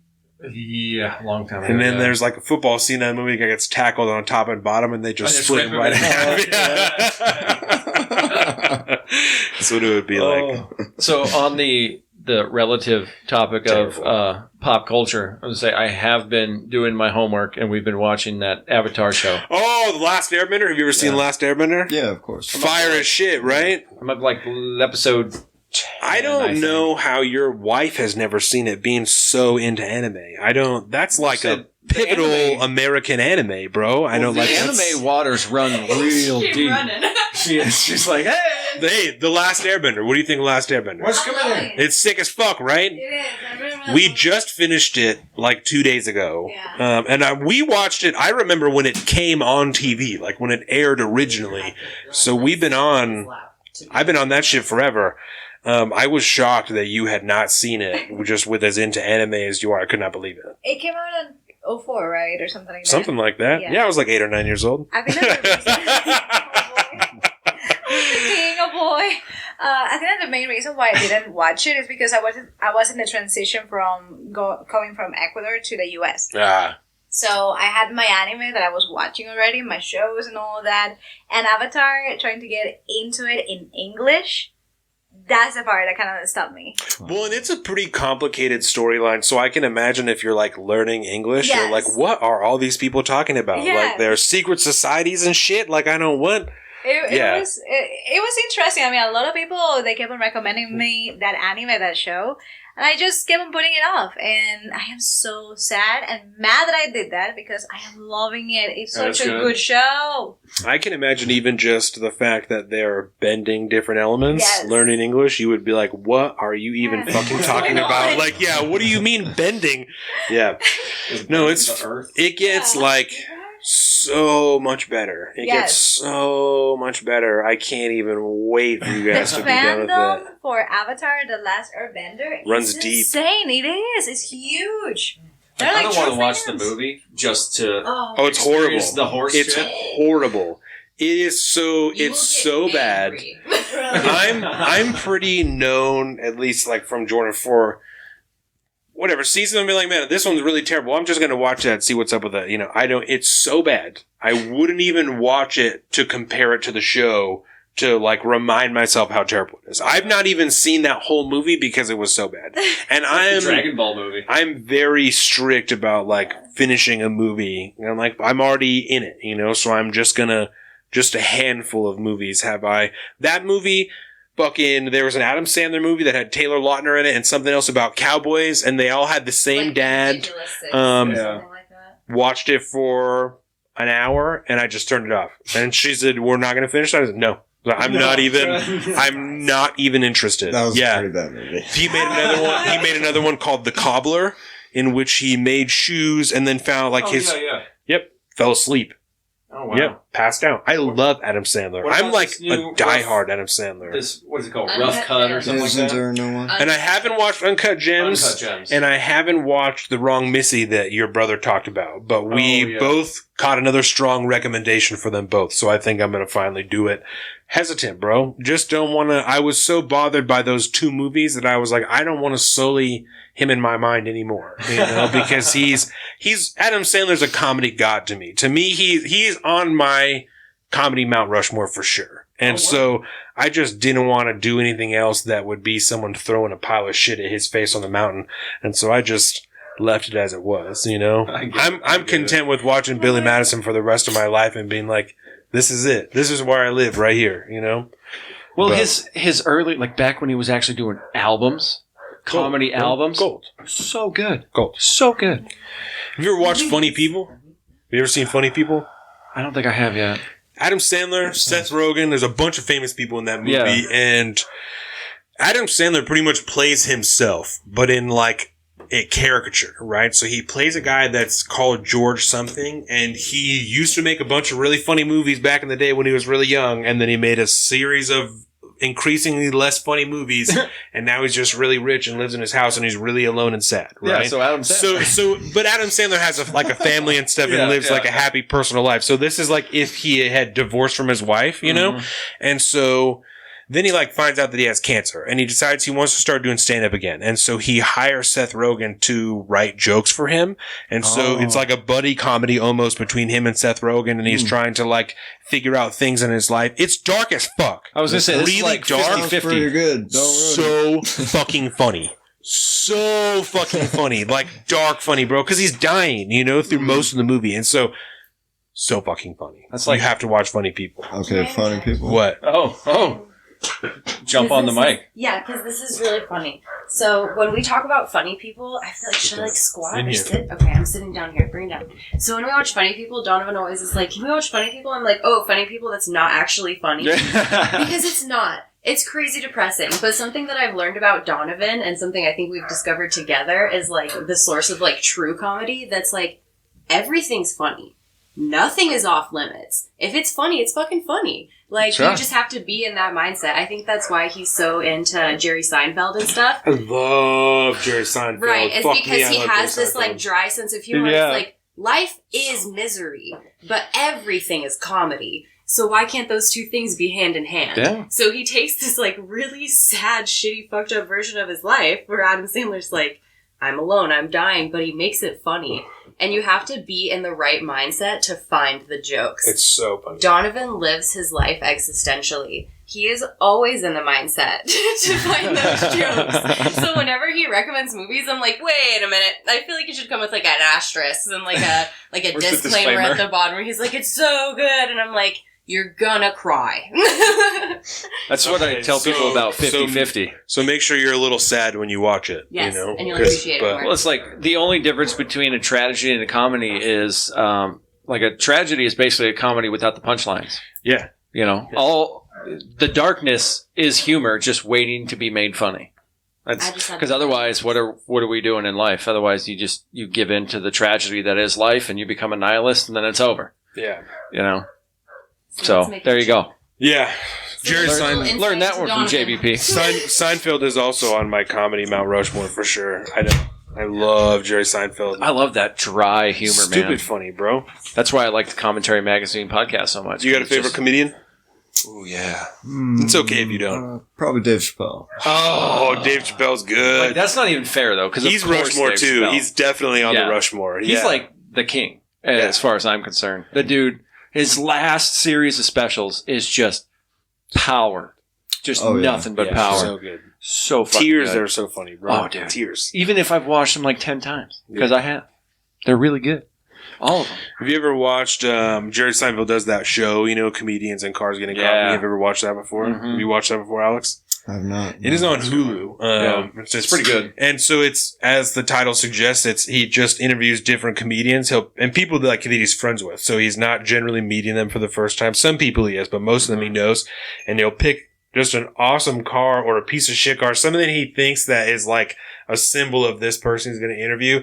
And they drive around for a little bit and then just go and get something to eat. And they just bullshit. You know, it's like hardly even an interview show. They talk about stuff they've done in the past, but it's mostly just bullshit conversations. That's He did one with Chappelle, amazing. I think, right? Yeah, he In did it that with little- Chappelle. He's done with Louis C.K. So there's like a bunch of older comedians, and they're kind of broken up into like different series almost, like older comedians, and then he does a bunch of like late night comedians, and then the late night talk show host. So he has Jimmy Fallon, and then Jay Leno, and like all these different people. And so Does that's one with Louis C.K. yeah, on yeah, his boat yeah. in the Hudson That's River. a great series. Comedians and cars getting coffee. Yeah, That's- definitely. I live in that series right there. Okay, cool. What's the best thing that you've watched since you were home in the outbreak, the lockdown? You mean Outbreak and Contagion? Yeah. Best thing I've watched. Best movies. Season 3 of Ozark. Word. Ozark. Consistently hearing that. I've not watched Ozark yet, but I have heard that it's extremely good. I will say, you know how you're always giving me a hard time about having shitty taste in movies? Yeah.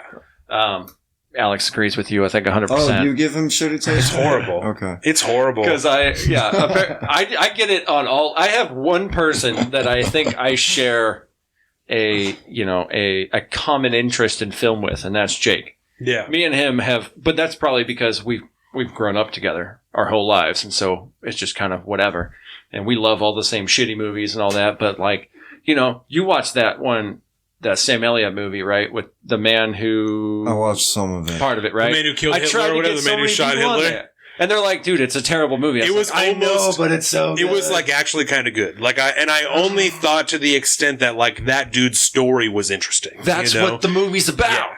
It's not about him killing Hitler or killing Bigfoot. It's about a man refining the man a purpose who killed in life. Hitler and then Bigfoot is what the movie is called. Yeah, it's great. I think if I could break through just a little portion of it first, like the initial portion of it, then I'd be fine. And It's I think tough. I'd probably be like, it's a good movie. It's but like you got to get 50% in before you're committed. Go, I know what this is it's about. almost better just for the idea, like for the thought fodder, than for anything else. Like it's almost better to watch it and just think about like, if this really did happen, almost just the front half, just the dude killing Hitler and then no one ever knowing about it and him having to like, that whole thing, his actual internal struggle is like an interesting thing to think about yourself. Mm-hmm. And that's what I enjoyed about the movie more than the actual movie itself. So a bit more of the... It's a lot more existential. Exactly. Yeah. Is considering like, damn, if you were really Sam Elliott, like that would be a really fucked up existence to have. Like you killed Hitler, but at the end of the day, it didn't matter. You murdered a person, a human being. And at the end of the day, it made zero difference in the world. You just took a man's life when the war was already over. He was, he would have killed himself anyways, maybe, who knows. But like, I didn't even have to do that. Yeah. Wow. It's great. That's what I enjoyed more about it than anything. It sounds like The Stranger by Albert Camus. It's The Stranger. Is that the Jared Leto movie? No, it's a book. It's a book. That's The Foreigner or something like that. It's a book. Back in the day, existentialist. Albert Stranger? Camus. Yeah, it's like a dude and his they got his a mom British dies or thriller something. series. His mom dies? His mom dies and he goes to the funeral and he doesn't seem as though he has like a huge like emotional reaction that most people have or whatever. It's just all about existentialism. It kind of reminded me of that, the premise of that movie. Anyways. I fuck with that. Albert Camus. Does that sound about right? The Stranger by Albert Yeah, Camus? it's like French stuff, so it's set all fucking weird, I've been reading. What's the problem with French literature? We watched Misery last week, 2 weeks ago. Misery. The adaptation of the Stephen King book. Okay. And do you know what I'm talking about? No. I don't. So Misery, the movie is great, right? Jordan's read the book, and so I was like, oh, you got to watch the movie, or the movie's really good. I never read the book before. Yeah, and it has like James Caan in it, and Kathy Bates is in it. So James Caan is an author. Farnsworth? And he finishes a book. Oh, shit, and Lauren then McCall's he in that decides that he's gonna and he decides that he's gonna go and drive and turn in his book instead of mail it. And on the way driving, his car wrecks, and it's the end of a series of books. It's the last one in a series of books called the Misery series. And his car wrecks, and then this woman finds him, and he fucks up his all legs and like one of his arms and shit. And it's all, and the woman takes him back. Kathy Bates finds him, takes him back to her house, and is gonna like nurse him back to health. Turns out to be his number one fan, and she's insane, like fucked up insane. Gets him addicted to drugs and like all of this stuff. And so the movie's really good. It's like super dark, a good like scary movie. But Jordan helped me realize and got me to start reading Misery, and the book a million times better than the movie, as it generally is. But the book is way more about his internal struggle and like his addiction with the medicine and stuff than you could even portray in 1990 in a movie. The technology did not exist for them to do a true justice to this book the way they should. The movie is still great independently. Really good, like, psychological thriller. The book is 1,000 times better because of the way that they're able to explore his inner monologue, him dealing with addiction, him trying to figure out how to get out, him trying to figure out how to deal with her. So fucking good. Family Guy did an episode on that. Yes. And you started describing that, I was like, oh yeah. Okay. Yeah. Yeah. She like breaks his legs and shit like after he like hobbles him. Like she forces him to write a new ending to the book because she finds the manuscript in his bag and doesn't like the way he's ended the series. And so she forces him to write a new ending to the series while he's there, like essentially held captive. So there's like, a portion. No, I mean, it's a new book. It's not even, it's a whole new, it's a whole new book that he's written, and she doesn't like the new book, and she doesn't like that he killed because he like killed off the main character or something. Yeah, he killed off the main character. She doesn't like that, so she wants him to rewrite that book just for her, and also fucks with his new book that he's writing because it's not a misery book. I'm really sorry. I just bungled the whole thing. But Jordan's sitting over here just like, I'm going to fucking punch him as soon as he's done recording. She hears me fucking it up and she's like, I'm going to kill him. Like, he's wrong. Yeah. Which is why you should go out and read that book for yourself and find out exactly how. And I'm going to talk about it all over my social medias, which I don't know that I plugged at the top of the show, but in case I didn't, you can find me right now. I am at Salt of the Street on Twitter and at alpaca_Donovan on Instagram. Colin is at Big Bird Offie on both those things. We are at Facebook, saltofthestreets.com/Facebook, facebook.com/saltofthestreets. Also saltofthestreets.com, Salt of the Streets on Instagram. Google it and you will find all that shit. We don't really have much sports because there's not a lot of news coming out of sports. You got a liner? Yeah, I got a line. I was just trying to think if I had any sports. Fucking Seahawks signed Carlos Hyde. That's stupid as shit. Not German Bundesliga is back. Oh, that's right. Chad said that last time we were here. Yeah, so German soccer is back. German football, that's back. So, well, good for the Germans. Good for the Germans. You know, get out there, play some footy. Do they call it footy in Germany, or is that more of just a UK thing? I don't. What's soccer in German, man? Football. Probably something like that. Foosball. Yeah. Oh wait, no, that's ping pong. Swing, turn to the little foosball table. So if you don't know how this works, Alex, basically at the end of every show, Donovan has a single one-liner pulled from. This is like a themed thing that we're doing now, right? Yeah. So the first one I did, I just picked a random line from "It's Always Sunny in Philadelphia." Oh, hell yeah. And I said that at the end of the show. And we did that for like fucking like 60 episodes or something. Yeah. And then my deal was like, whoever can tell me what these lines are from, I'll give you a free t-shirt, you know? And so I could have told you. So one of our friends finally figured it out after like over a year. Yeah, it took forever. And then for a little bit, I tried to think of a new theme, and it was like Seth Rogen lines, but that was like from all of his movies. That was really hard to keep up with, and like I'm sure really hard to figure out.